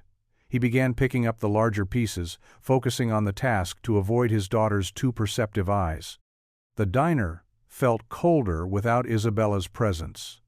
The recipes they'd created together sat unused, though customers still asked for them. Sophia's homework pile grew messier without Isabella's patient help. Even the plants in the window, which Isabella had helped Sophia care for, began to droop. One evening, as Luca was closing up, he found Sophia standing by the window, pressing her small hand against the glass. Outside, Isabella was walking past, her head down, shoulders hunched against the wind. She didn't look up at the diner anymore. "Papa," Sophia said suddenly, turning to face him. "In Sunday school, they taught us about forgiveness, about how Jesus forgave people even when they did really bad things." Luca's hands stilled on the register. "Yes, that's true. And you always tell me that when Jenny is mean to me at school, I should forgive her because that's what God wants." "Sophia," Luca began, but she wasn't finished. "So why can't you forgive Miss Isabella? Didn't you say God forgave us first?" The question hung in the air between them. Luca stood frozen, the weight of his daughter's simple wisdom pressing on his chest. For the first time since Isabella's revelation, he felt the wall of anger inside him crack, just slightly. But he had no answer for Sophia. No words came to justify the bitterness he'd been clinging to. He just stood there, speechless, while his daughter's clear eyes searched his face for answers he couldn't give. The morning rush had ended, leaving the diner oddly quiet. Luca stared at the empty corner booth where Isabella used to sit, her absence louder than any conversation. A week had passed since her last attempt to visit, and though he'd never admit it, the diner felt colder without her warm smile and gentle presence. Sophia pushed her breakfast around her plate, something she'd been doing more often lately. "Papa, when is Miss Isabella coming back?" Luca's hands stilled on the coffee pot he was cleaning. "I don't know, tesoro." His voice came out rougher than intended. "But why? Don't you miss her?" Sophia's innocent questions cut straight to his heart. Before he could answer, Mrs. Peterson walked in, saving him from the conversation. She settled into her usual spot at the counter, her knowing eyes studying his face. "You look tired, dear," she said softly. "Just busy," Luca muttered, pouring her usual cup of coffee. That evening, after dropping Sophia at her friend's house for a playdate, Luca took his usual walk along the boardwalk. The setting sun painted the sky in shades of orange and pink, but the beauty felt hollow. As he rounded the corner near the pier, he saw her. Isabella stood at the railing, her dark hair dancing in the sea breeze. She looked smaller somehow, more fragile. Her shoulders were hunched against the wind, or perhaps against the weight she carried. For a moment, Luca's feet betrayed him, wanting to move forward, to close the distance between them. Instead, he turned away, his shoes scraping roughly against the wooden planks as he retreated. The sound must have carried because he heard her turn, but he didn't look back. He couldn't. The next morning, Luca found himself pushing open the heavy wooden doors of St. Michael's Church. The morning light filtered through the stained glass windows, casting colorful shadows on the empty pews. Father Anthony looked up from his reading, his weathered face creasing into a gentle smile. "Luca," he said warmly, "I've been hoping you'd come." Luca sank into the front pew, his hands clasped tightly in his lap.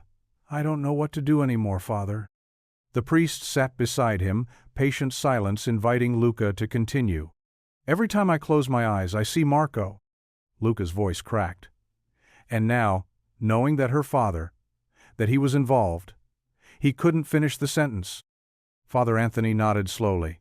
"Anger is a natural response to pain, Luca, but holding on to it." He paused, choosing his words carefully. "It's like drinking poison and expecting the other person to die." "It's not that simple," Luca protested. "No, it never is," the priest agreed. "But consider this, your anger, your refusal to forgive. Who is it really hurting? Isabella, who's trying to make amends for sins she didn't commit? Sophia, who misses someone she'd grown to love? Or you, chaining yourself to a past you can't change?" Luca's shoulders slumped. "I hear what you're saying, Father, but the pain feels safer than letting go," Father Anthony finished gently. "The anger feels like the only connection you have left to Marco. But Luca, your brother wouldn't want this for you. He wouldn't want you to stop living because of how he died." The words hit Luca like a physical blow. He remembered Marco's laugh, how he always said life was too short for grudges, how he'd forgiven Luca instantly that time he'd crashed his new Vespa. Later that afternoon, Luca found himself standing in front of Marco's grave. The small cemetery was quiet except for the rustling of leaves and distant traffic. The headstone was simple, just like Marco would have wanted. "Marco Romano, beloved brother and son, forever in our hearts." Luca knelt in the grass, not caring about his pants getting stained. His fingers traced the engraved letters as tears began to fall freely down his face. "I miss you so much, Fratello," he whispered, his voice thick with emotion. "I thought I'd made peace with losing you, but all this." He wiped roughly at his eyes. "Isabella isn't her father. I know that. She's good and kind, and Sophia adores her. But every time I look at her, I remember." A gentle breeze stirred the flowers someone had left recently, probably their mother during her last visit. The petals danced in the wind, reminding Luca of Sofia twirling in the diner while Isabella played old Italian songs on her phone. "You always knew what to do," Luca continued, his tears falling faster now. "You would know how to handle this. You'd probably tell me I'm being stubborn." He let out a wet laugh that sounded more like a sob. "But I don't know how to let go. I don't know how to forgive this." The silence of the cemetery wrapped around him as he wept, decades of grief pouring out. The sun began to set, casting long shadows across the graves, but still Luca knelt there, his head bowed. "What do I do, brother?" he whispered, the question hanging in the evening air. The late afternoon sun cast long shadows across Luca's diner as he wiped down the counter for the 100th time that day. His movements were mechanical, his mind elsewhere. Father Michael's words from their earlier conversation rang in his ears. "Chains of anger bind both the forgiver and the unforgiven, my son." Luca's hand stilled on the counter. The weight of decades of pain pressed down on his shoulders, but something else tugged at his heart. The memory of Sofia's innocent question about forgiveness, the emptiness in the diner without Isabella's presence, and the realization that his bitterness was poisoning not just his past, but his future. With trembling fingers, he pulled out his phone and found Isabella's number. He stared at it for a long moment, his thumb hovering over the call button. The diner's clock ticked loudly in the silence. "Lord, give me strength," he whispered, then pressed call. The phone rang 3 times before Isabella's soft voice answered. "Luca?" He cleared his throat. "I need to see your father." There was a pause, then a shaky breath. "When?" "Now. Before I lose my courage." 20 minutes later, Luca pulled up to the imposing mansion. Isabella waited on the front steps, her face drawn with worry. She wore a simple gray sweater that made her look smaller, more vulnerable than he remembered. "He's having a good day," she said quietly as she led him inside. "He's been asking for you." The house was quiet except for their footsteps on the hardwood floors and the distant beeping of medical equipment. Family photos lined the walls. Isabella as a child, her mother's smiling face, Don Carlo in his prime. Luca forced himself to look straight ahead. They reached the master bedroom, where Don Carlo lay propped up against pillows. The once powerful man looked frail, his skin nearly translucent, but his dark eyes were sharp and alert. A nurse quietly excused herself as they entered. "Luca Romano," Don Carlo's voice was weak but clear. "You came." Luca stood rigid at the foot of the bed, his hands clenched at his sides. Isabella touched his arm gently before moving to sit in a chair by the window, giving them space but remaining present. "I need to know," Luca said, his voice rough. "I need to know about Marco." Don Carlo closed his eyes briefly, pain crossing his weathered face. When he opened them again, they glistened with tears. "Your brother. He was a good man. Too good." The old man's hands trembled as he continued. "Marco discovered one of my operations. Money laundering through several restaurants in Naples. He was working as a server in one of them, didn't know it was mine at first." Don Carlo paused, drawing a labored breath. "When he found out, he threatened to go to the authorities." Luca's chest tightened. He could picture his brother, always so righteous, so determined to do what was right. "I gave orders." Don Carlo's voice cracked. "Not to kill him, never to kill him, just to scare him, to keep him quiet. But the men I sent, they were too rough. When they pushed him..." The old man's voice broke completely. "The stairs. It was an accident, but one I caused. His death is on my hands." Luca staggered slightly, gripping the footboard of the bed. The truth he'd wondered about for so many years crashed over him like a wave. His brother's broken body at the bottom of those stairs. The police calling it an accident. The whispers that made his family flee to America. "Why?" The word tore from his throat. "Why tell me now?" "Because I'm dying," Don Carlo said simply. "And because the guilt, it eats at my soul. Your brother's face haunts my dreams. I see him in my grandson's eyes, in every young man who passes by my window." He reached out a trembling hand. "I know I don't deserve it. But I beg you, forgive me. Let me die in peace." Luca's vision blurred with tears. His hands shook with rage and grief. He wanted to scream, to overturn furniture, to make this dying man feel every ounce of pain his family had endured. But then Sophia's voice echoed in his memory. "Didn't you say God forgave us first, Papa?" He thought of his daughter's pure heart, of the way she saw good in everyone. He thought of Isabella, carrying the weight of her family's sins while trying to build something pure and true. He thought of his brother Marco, who had always chosen what was right over what was easy. The anger that had fueled him for so long began to crumble, leaving something else in its wake, an exhausted sort of peace.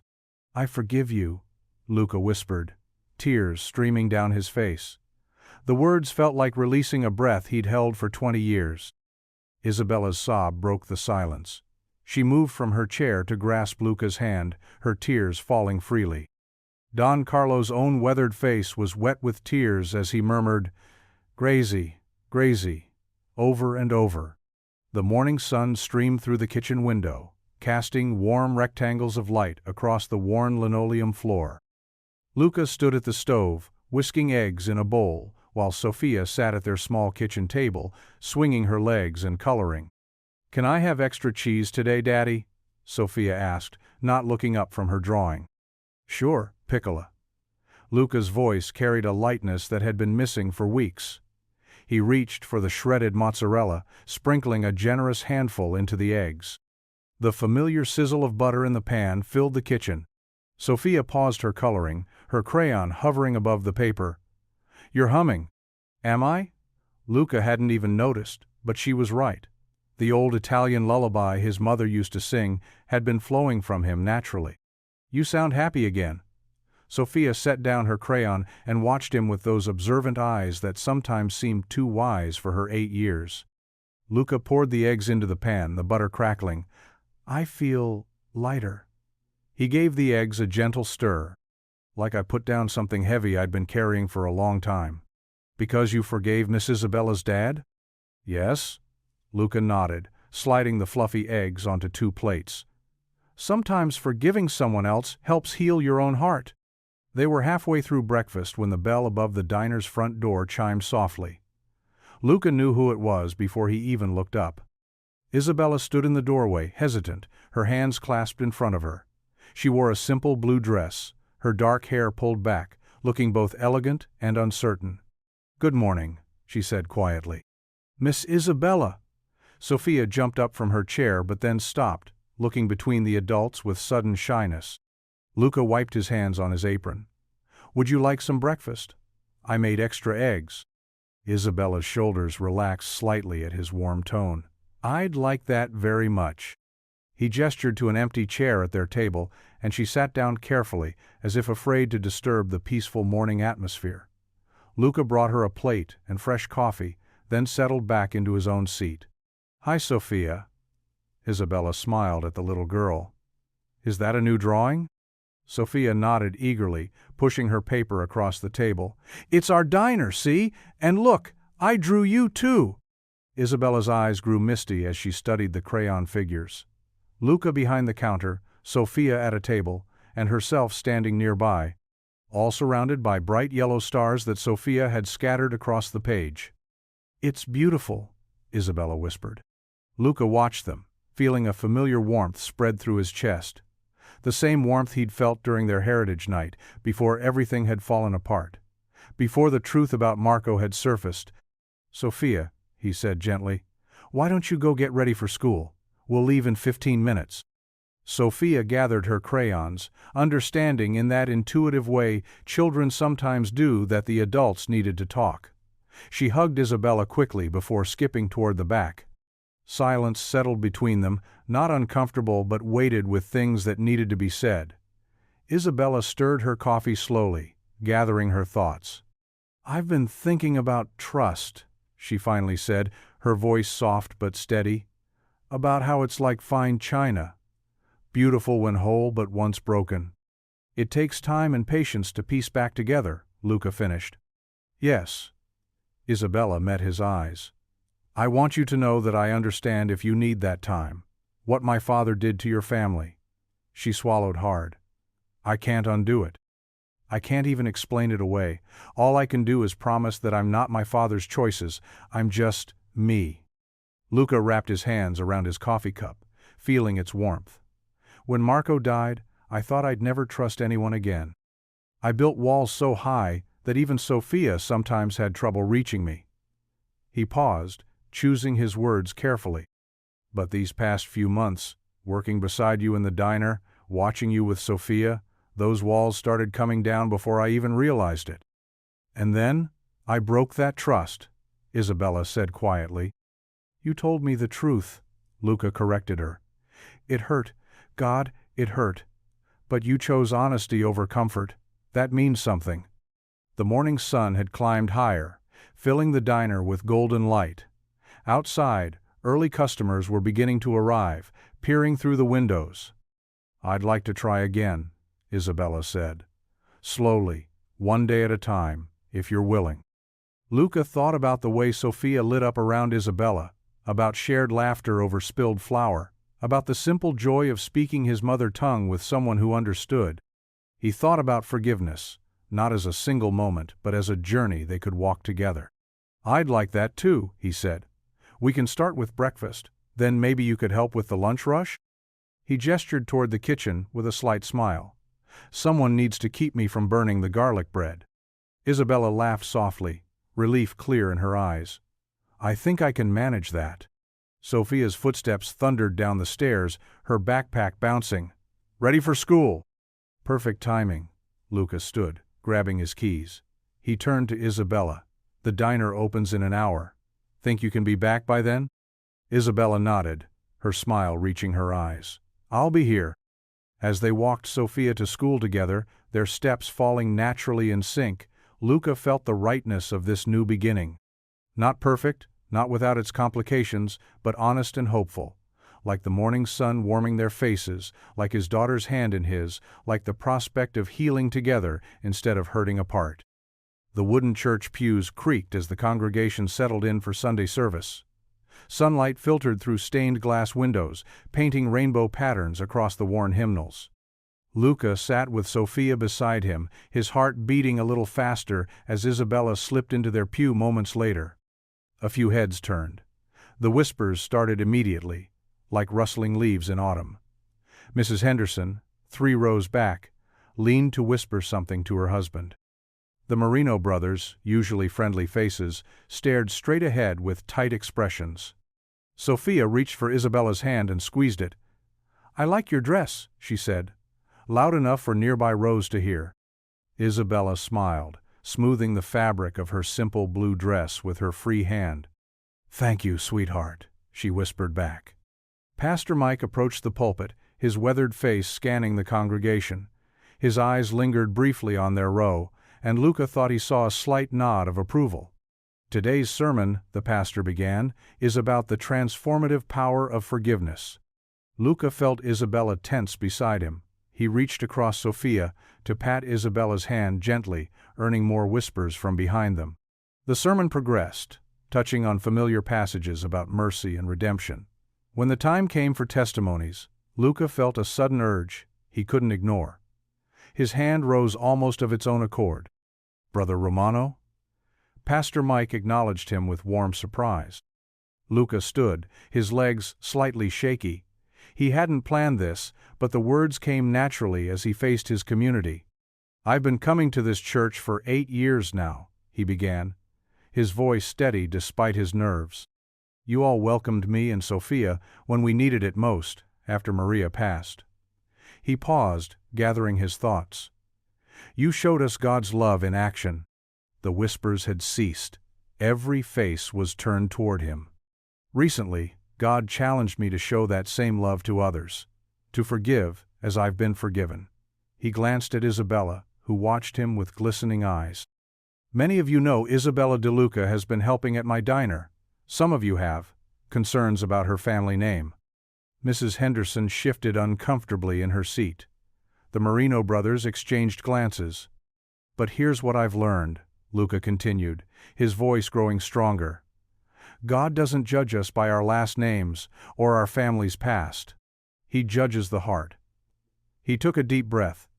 Isabella's father was connected to my brother Marco's death years ago in Italy. A collective gasp rippled through the congregation.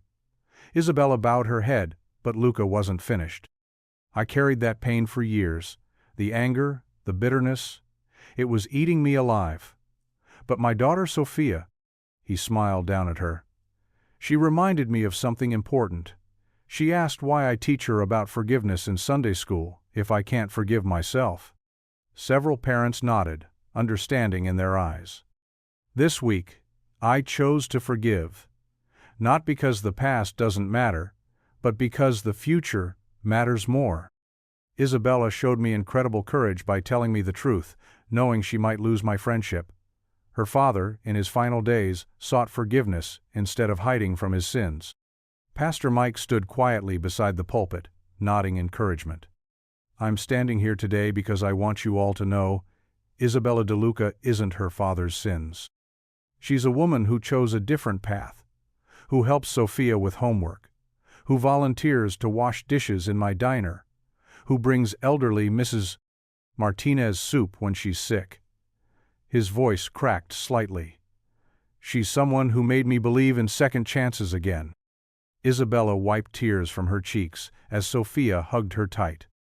If we truly believe in God's grace, Luca said, looking around the sanctuary, then we have to extend that grace to others, even, especially, when it's hard. That's what community means. That's what faith means. He sat down, his heart pounding. The church was silent for a long moment. Then, from the back, old Mr. Jenkins stood up slowly. Amen, brother, he said firmly.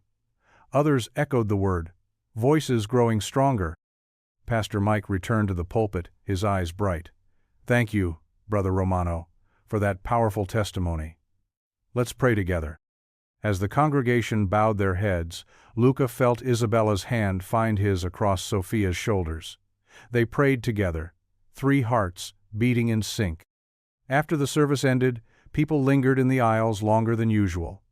Mrs. Henderson approached first, her earlier suspicion replaced with tears. I'm sorry, she said simply, hugging Isabella. Welcome to our church family. The Marino brothers came next, offering strong handshakes to both Luca and Isabella. Our Nana always said to judge people by their actions, not their names. The older brother admitted. We forgot that for a while. More church members approached, one by one or in small groups. Some offered hugs, others quiet words of support or simple nods of acceptance. Each gesture felt like another brick in a bridge being built, connecting past to future, hurt to healing. Mrs. Martinez, leaning on her cane, reached up to pat Isabella's cheek. Mihija, she said softly, God brought you here for a reason. Sophia beamed at everyone, proudly holding both Luca's and Isabella's hands as they received their neighbors' embraces. The morning sun continued to paint rainbow patterns through the stained glass, now falling across faces marked with tears of reconciliation and smiles of renewed fellowship. The morning sun streamed through the diner's windows, catching dust motes dancing in the air, as Isabella studied the stack of receipts spread across the counter. Her elegant fingers traced down columns of numbers while Luca worked the grill behind her. The sizzle of bacon and the aroma of fresh coffee filled the comfortable silence between them. Luca, Isabella called over her shoulder, did you know you're losing almost 15% on your wholesale egg orders? He flipped a pancake with practiced ease. That bad, huh? I know someone who can give us better prices. Let me make a few calls. She jotted notes in her neat handwriting, then paused. I mean, if you want me to. Luca smiled, noting how naturally she'd said us. I trust your judgment. The bell above the door chimed as Sophia bounced in from the school bus, her backpack swinging. Miss Isabella, you're here. She wrapped her arms around Isabella's waist. Careful, Tesoro, Isabella laughed, steadying the papers. How was school? We learned about fractions today. They're hard. Well, you're in luck. I happen to be excellent at fractions. Want to work on your homework while I finish these numbers? Sophia nodded eagerly, pulling out her math workbook. Isabella cleared a space at the counter, and they bent their heads together over the problems. Luca watched them from the grill, his heart warming at how naturally Isabella explained the concepts, her patience matching Sophia's determination. As the afternoon progressed, Isabella moved from accounting to the kitchen. She tied on an apron and stood beside Luca at the stove, attempting her mother's old marinara recipe from memory. The sauce bubbled gently as she stirred, adding pinches of herbs. "A little more basil," Luca suggested, leaning close to smell the sauce. Their shoulders brushed, and neither moved away. "My mother would say you're too generous with the basil," Isabella teased, but added some anyway. She was very particular about her recipes. "And yet here you are, letting me change them." "Here I am," she agreed softly, their eyes meeting briefly before returning to the pot. Sophia sat at the counter, coloring while she waited for the dinner rush to begin. "Can we put Miss Isabella's sauce on the menu, Daddy? Like a special?" "That's not a bad idea," Luca mused. "We could call it Mama de Luca's marinara." Isabella's spoon stilled.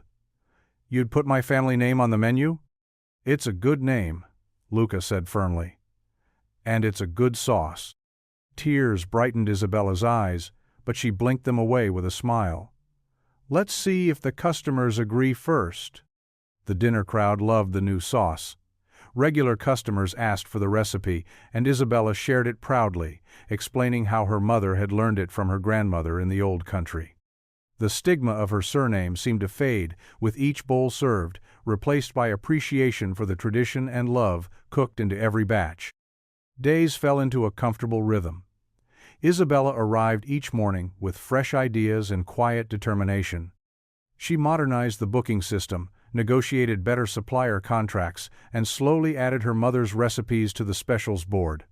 The diner's profits increased, but more importantly, so did the warmth and laughter within its walls. Sophia flourished with Isabella's presence. They developed their own little rituals, practicing Italian words while doing homework, sharing stories about their mothers, sneaking extra cookies when Luca wasn't looking, though he always knew.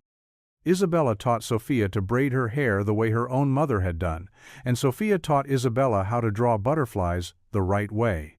One Wednesday afternoon, Isabella attempted to teach them both her mother's technique for hand-rolling pasta. Flour dusted every surface as they worked at the big prep table, their laughter echoing through the kitchen. Sophia's small hands struggled with the dough, creating oddly shaped lumps rather than the elegant strands Isabella demonstrated. "Like this, see?" Isabella guided Sophia's fingers gently. "Not too much pressure. Let the dough tell you what it needs." "It's telling me it needs more flour," Sophia giggled, her face and apron completely white. Luca watched them, remembering how his late wife used to cook with Sophia when she was younger. The memory didn't sting as it usually did. Instead, it felt like a blessing, seeing his daughter share these moments with someone who cared so deeply. "You've got flour on your nose," he told Isabella, reaching out without thinking to brush it away. His thumb lingered against her cheek for a moment before he pulled back, both of them blushing slightly. Sophia looked between them with knowing 8-year-old wisdom. "Miss Isabella, you should teach Daddy too. His pasta always comes from boxes." "Traitor!" Luca laughed, but he stepped closer, allowing Isabella to position his hands on the dough. The pasta they made wasn't perfect, some too thick, some too thin, but they served it proudly that night as a special. Customers praised its homemade charm, and Isabella beamed with pride when an elderly Italian woman declared it just like my nonna used to make. As closing time approached, they worked together efficiently, Luca washing dishes, Isabella counting the register, and Sophia carefully writing out tomorrow's specials board in her best handwriting. The routine felt natural, as if they'd been doing it for years instead of weeks. When the last chair was set on the last table, they gathered their coats. The spring evening was mild, stars just beginning to appear above the streetlights. Sophia skipped ahead, playing hopscotch with the sidewalk squares, while Luca and Isabella walked close enough for their hands to occasionally brush. "Thank you," Isabella said quietly, "for giving me a chance to prove myself." "You've done more than prove yourself," Luca replied. "You've made this place better, happier. Sophia called back to them, "Look! The first firefly of the year!" She chased the blinking light, her joy infectious. They walked unhurried through the peaceful streets, Sophia's excitement about the firefly leading them to spot more of the gentle lights dancing in the growing dusk. The street lamps clicked on one by one, casting warm pools of light that they passed through together, their shadows merging and separating with each step. The hospital room was quiet except for the steady beep of monitors and the soft whisper of oxygen flowing through tubes. Isabella sat beside her father's bed, her hand gently wrapped around his weathered fingers. The morning light filtered through thin curtains, casting a gentle glow across Don Carlo's pale face. Luca stood quietly by the door, his presence steady and supportive. He watched as Isabella leaned close to her father, speaking softly in Italian, words of love and forgiveness flowing between them. Don Carlo's breathing had grown shallow over the past few hours, his once commanding presence now fragile and diminishing. "Papa," Isabella whispered, her thumb stroking his hand. Tutto a posto ora. It's all okay now." Don Carlo's eyes fluttered open one last time, finding his daughter's face. A weak smile crossed his lips, and he squeezed her hand with what little strength remained. Then, like a candle slowly burning out, his grip loosened, and the monitor's steady beep became a single, continuous tone. Isabella's shoulders shook as she bent over her father's hand, pressing it to her forehead. Luca moved forward, placing a gentle hand on her shoulder.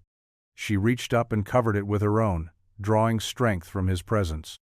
The next few days passed in a blur of arrangements and phone calls.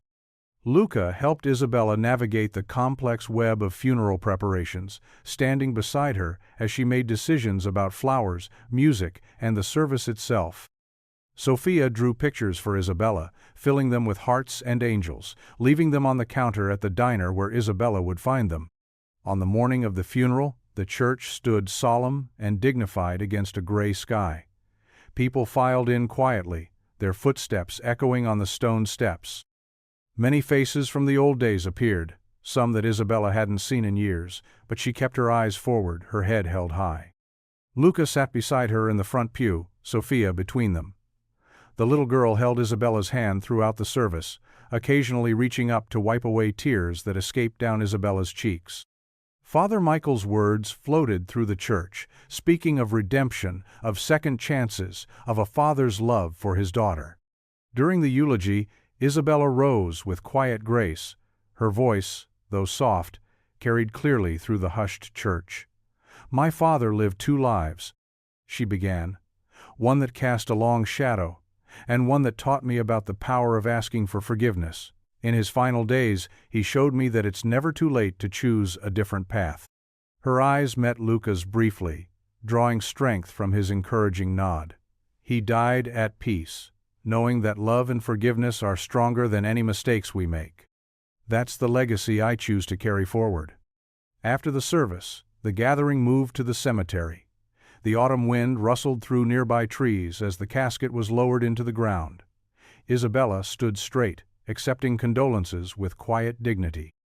Luca remained close, a steady presence at her side, handling the moments when the weight became too heavy for her to bear alone. As the crowd thinned, Sophia placed a single white rose on the fresh earth. "Goodbye, Mr. De Luca," she whispered, then returned to hold her father's hand. Later that afternoon, they walked together through the cemetery's winding paths. The air had grown warmer, and patches of sunlight broke through the clouds. Isabella's black dress rustled against the grass as she stopped beneath an old oak tree. "It feels strange," she said quietly, looking back toward her father's grave. "All my life, I've been Carlo De Luca's daughter. Everything I did, everywhere I went, his name came first. His reputation defined me." Luca listened, understanding in his eyes. Sophia had run ahead to chase a butterfly, her innocent joy a contrast to the day's solemnity. "But now," Isabella continued, watching Sophia dance in the distance, "for the first time, I feel free. Like I can finally write my own story." She turned to face Luca, her eyes clear despite the day's tears. "I don't have to carry his shadow anymore." Luca took her hand gently, his thumb brushing over her knuckles. "You've always been more than your father's daughter, Isabella. We've all seen it. Your kindness, your strength, the way you light up the diner and make Sophia laugh." He glanced toward his daughter, who was now carefully examining something in the grass. "You have a place with us," he said softly but firmly. "With me and Sophia, if you want it." A gentle breeze stirred Isabella's hair, as tears welled in her eyes. But this time they were different. Tears of relief, of hope, of possibilities unfolding before her. She squeezed Luca's hand, words unnecessary in the understanding that passed between them. Sophia came running back, holding up a 4-leaf clover she'd found. "Look!" she exclaimed, presenting it to Isabella. "It's good luck. You should keep it." Isabella knelt down, accepting the small gift with a warm smile. "Thank you, sweetheart," she said, carefully tucking it into her purse.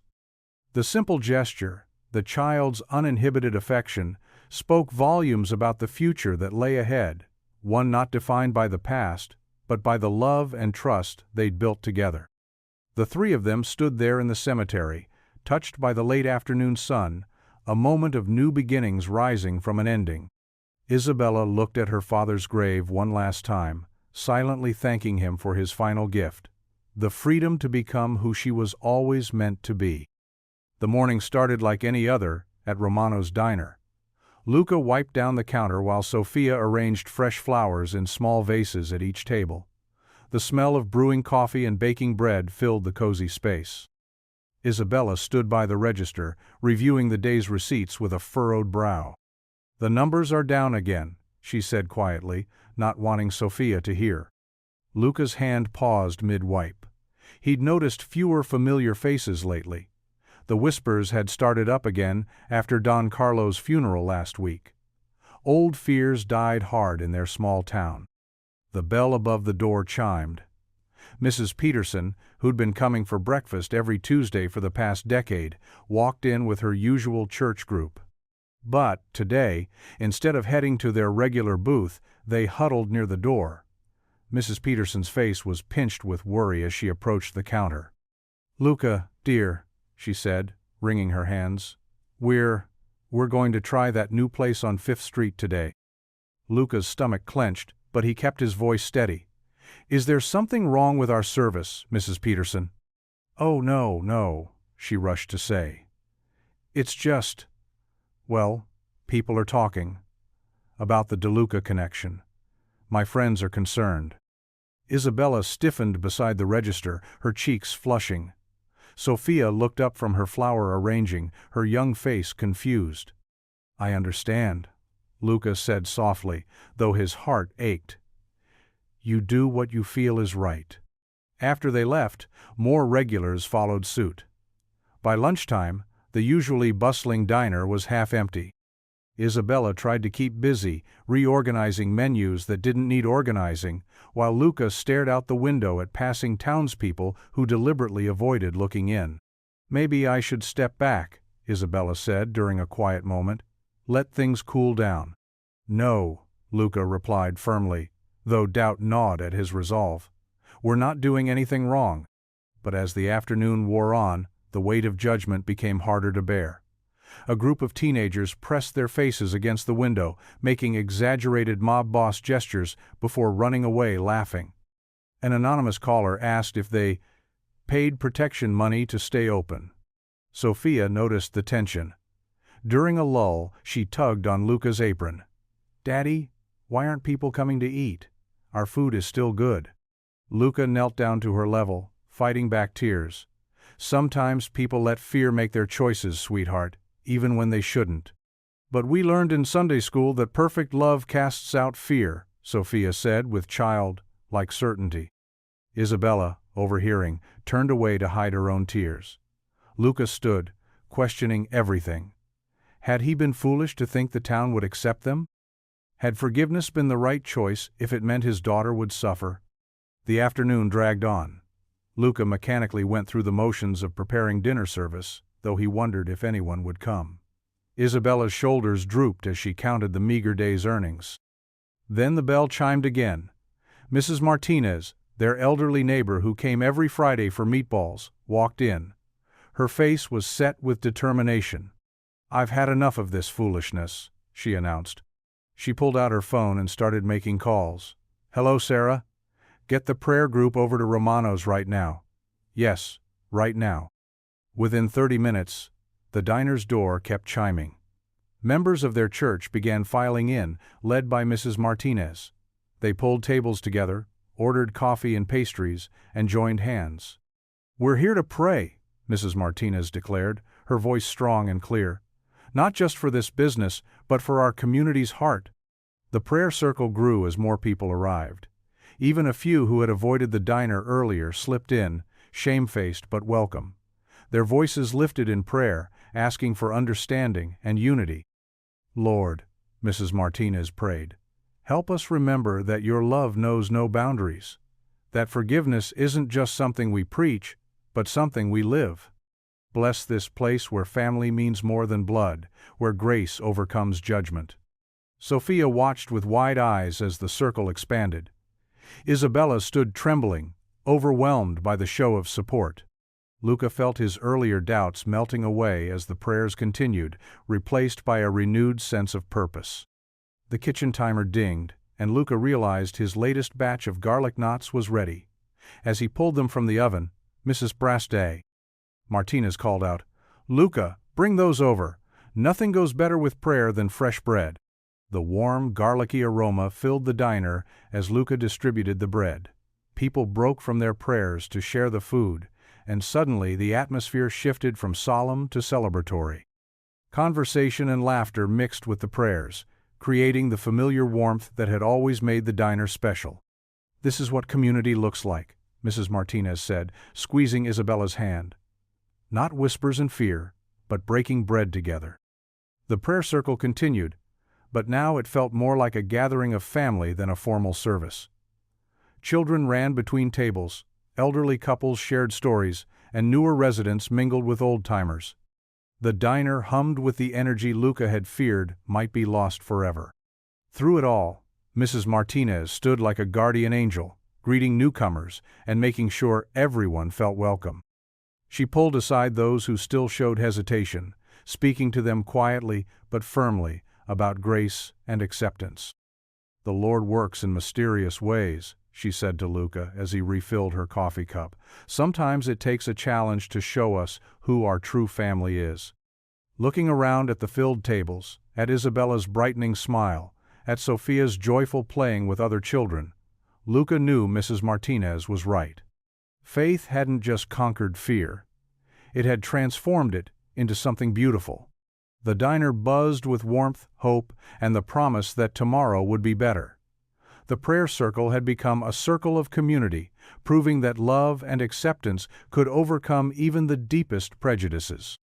The late afternoon sun cast long shadows across St. Mary's Cemetery as Luca's car wound its way along the narrow paths between the gravestones.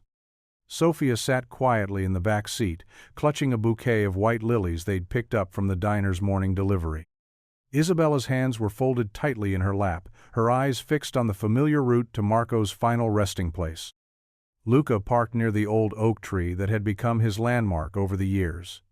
The branches swayed gently in the autumn breeze, scattering golden leaves across the well-maintained grass. He helped Sophia out of the car, her small hand warm in his as they walked the path he knew by heart.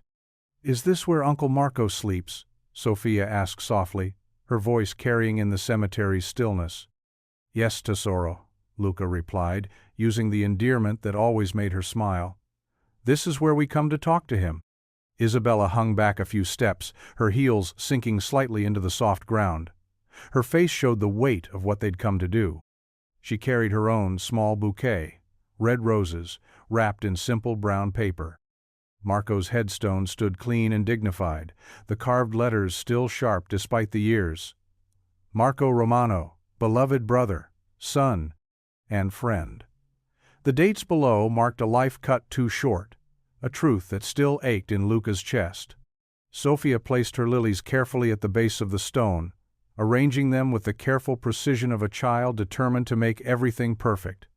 She stepped back, taking Luca's hand again. Isabella moved forward slowly, as if approaching a sacred threshold. Her hands trembled as she knelt on the grass, not caring about her dress. The roses she laid beside Sophia's lilies seemed to blur through the tears gathering in her eyes. "I'm sorry," she whispered, her voice catching. "I'm so sorry for what my father did, for all the pain our family caused." Her shoulders shook as she pressed her hands against the cool grass. "I know words can't change the past, but I promise to spend my life trying to make things right." Luca watched her, feeling the familiar grief in his chest, slowly transforming into something else. Something lighter, like the autumn breeze rustling through the oak leaves above them. Sophia leaned against his leg, her presence a steady reminder of life's continuing beauty. "Marco would have liked you," he said softly, surprising himself with the truth of it. He always believed in second chances. Isabella looked up at him, tear tracks silvering her cheeks in the late afternoon light. "Tell me about him," she asked. "I want to know the man he really was, not just." She trailed off, unable to finish the thought. Luca sat down on the grass beside her, drawing Sophia into his lap. The memories came easier now, sweetened by time and forgiveness. "Marco was the one who taught me to cook," he began, smiling at the memory. "He'd spend hours in our mother's kitchen in Italy, experimenting with her recipes. He could never follow them exactly, always had to add his own twist." Sophia giggled. "Like you, Daddy." "Just like me," Luca agreed, ruffling her hair. "He was the brave one, always ready for an adventure. When we came to America, he was the one who convinced me to open the diner. 'Life is too short for fear,' he used to say." Isabella listened intently, her hand unconsciously reaching for Luca's. He squeezed it gently, finding comfort in the connection. "He would have adored Sophia," Luca continued, his voice soft with memory. "He always wanted a big family, lots of children running around. He used to tease me about being too serious, said I needed to learn to dance more."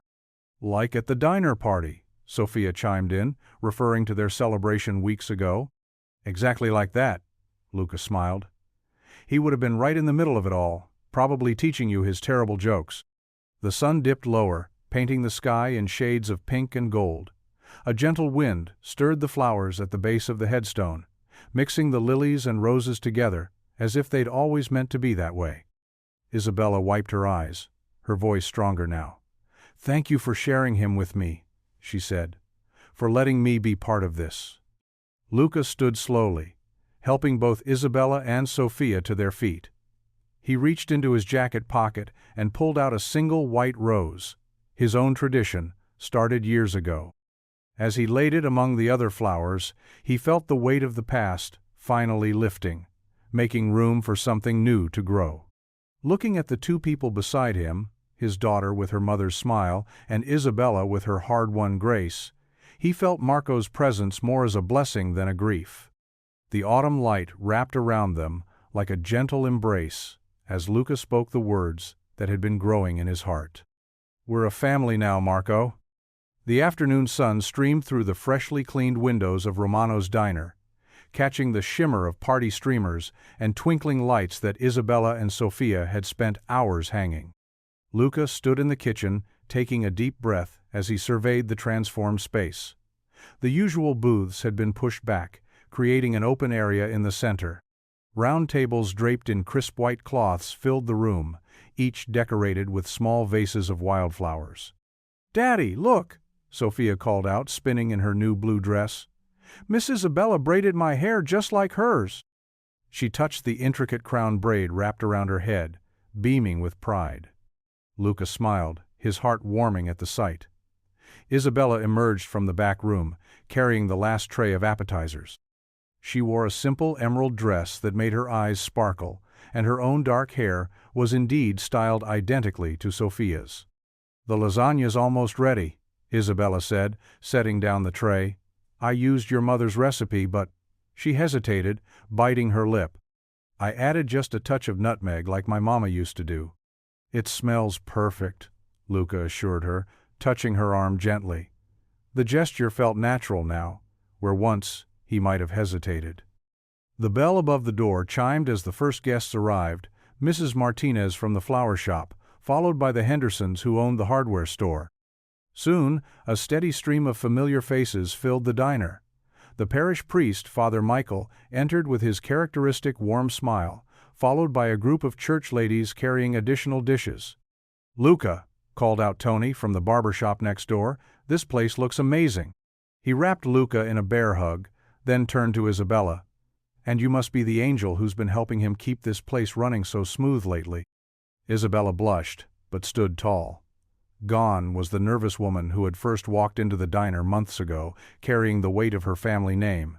In her place stood someone who had found her own strength. Sophia darted between guests, proudly showing everyone the centerpieces she had helped arrange. "And look," she told anyone who would listen, "we put pictures of Italy on all the tables."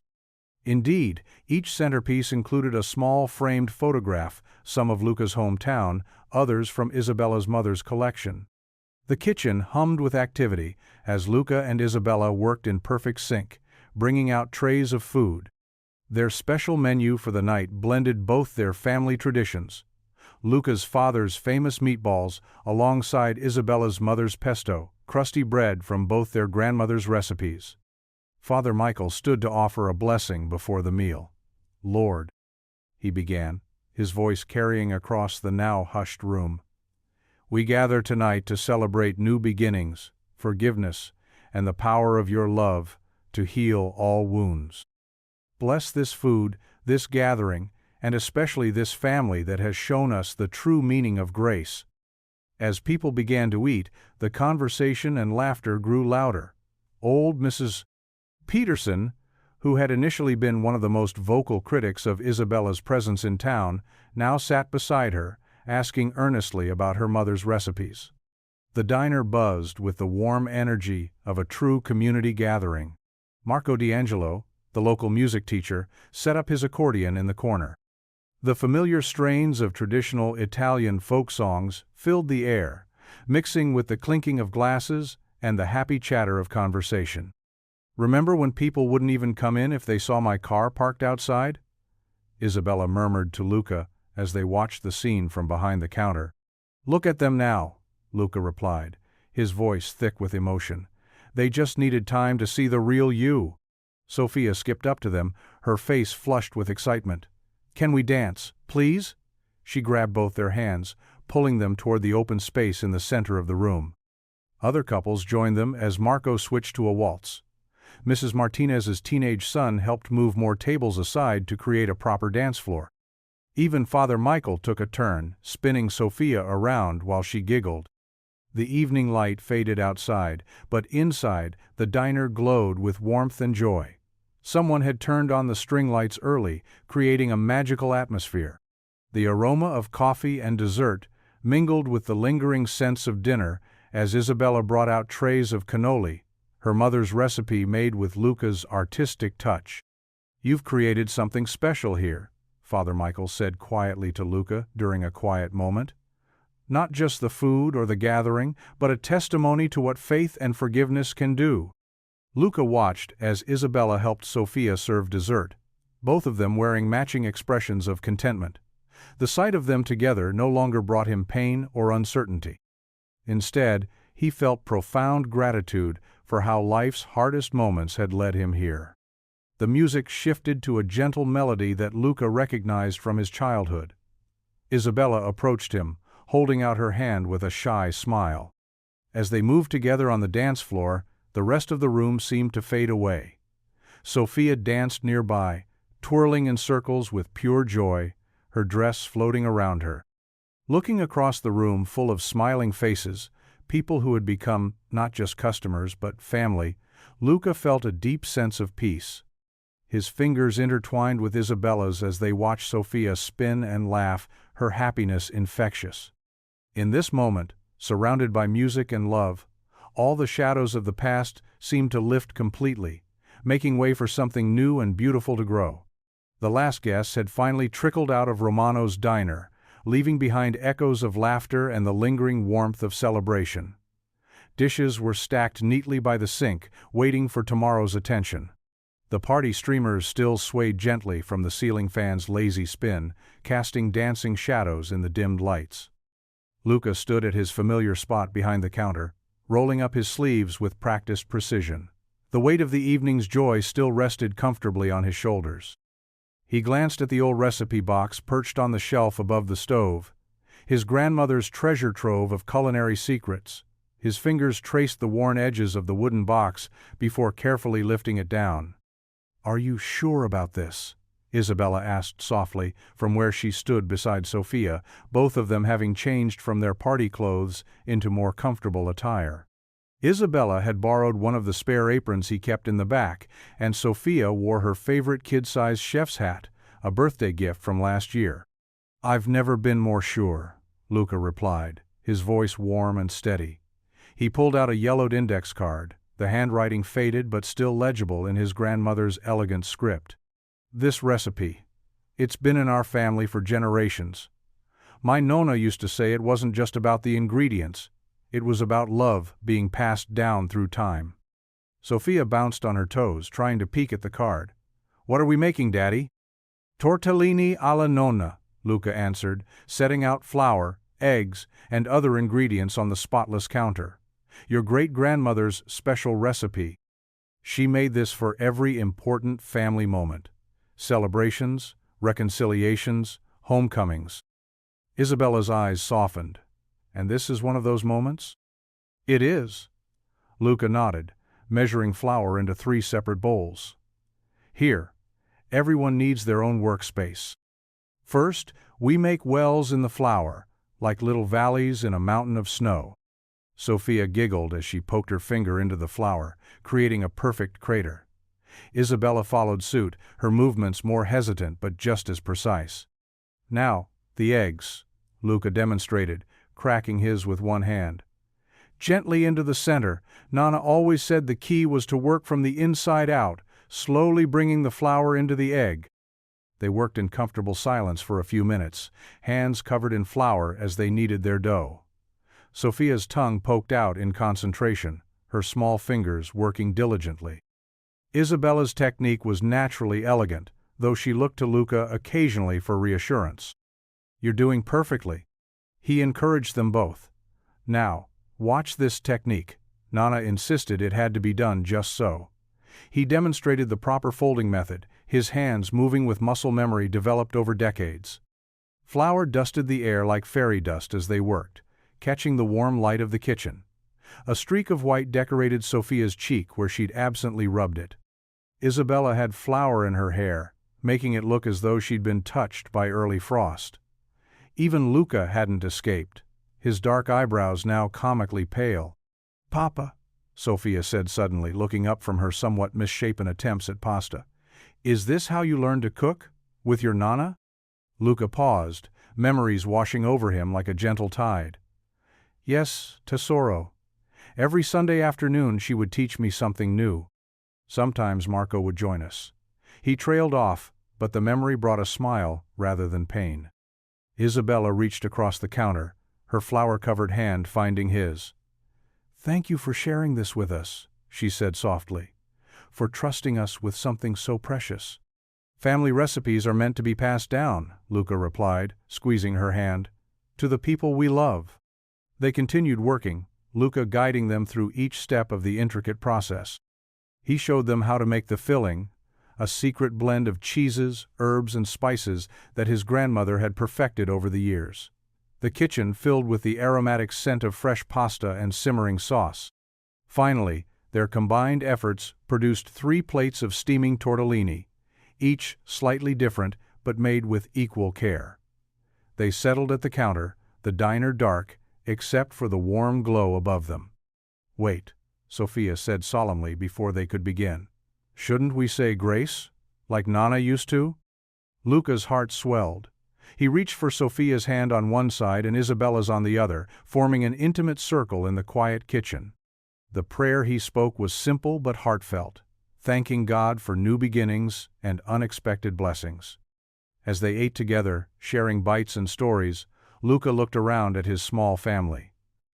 Sofia was explaining enthusiastically to Isabella how she planned to help make pasta every Sunday from now on. Isabella listened intently, her eyes bright with affection, occasionally meeting Luca's gaze with quiet understanding. The phone on the wall caught his eye, the same phone that had rung that fateful evening.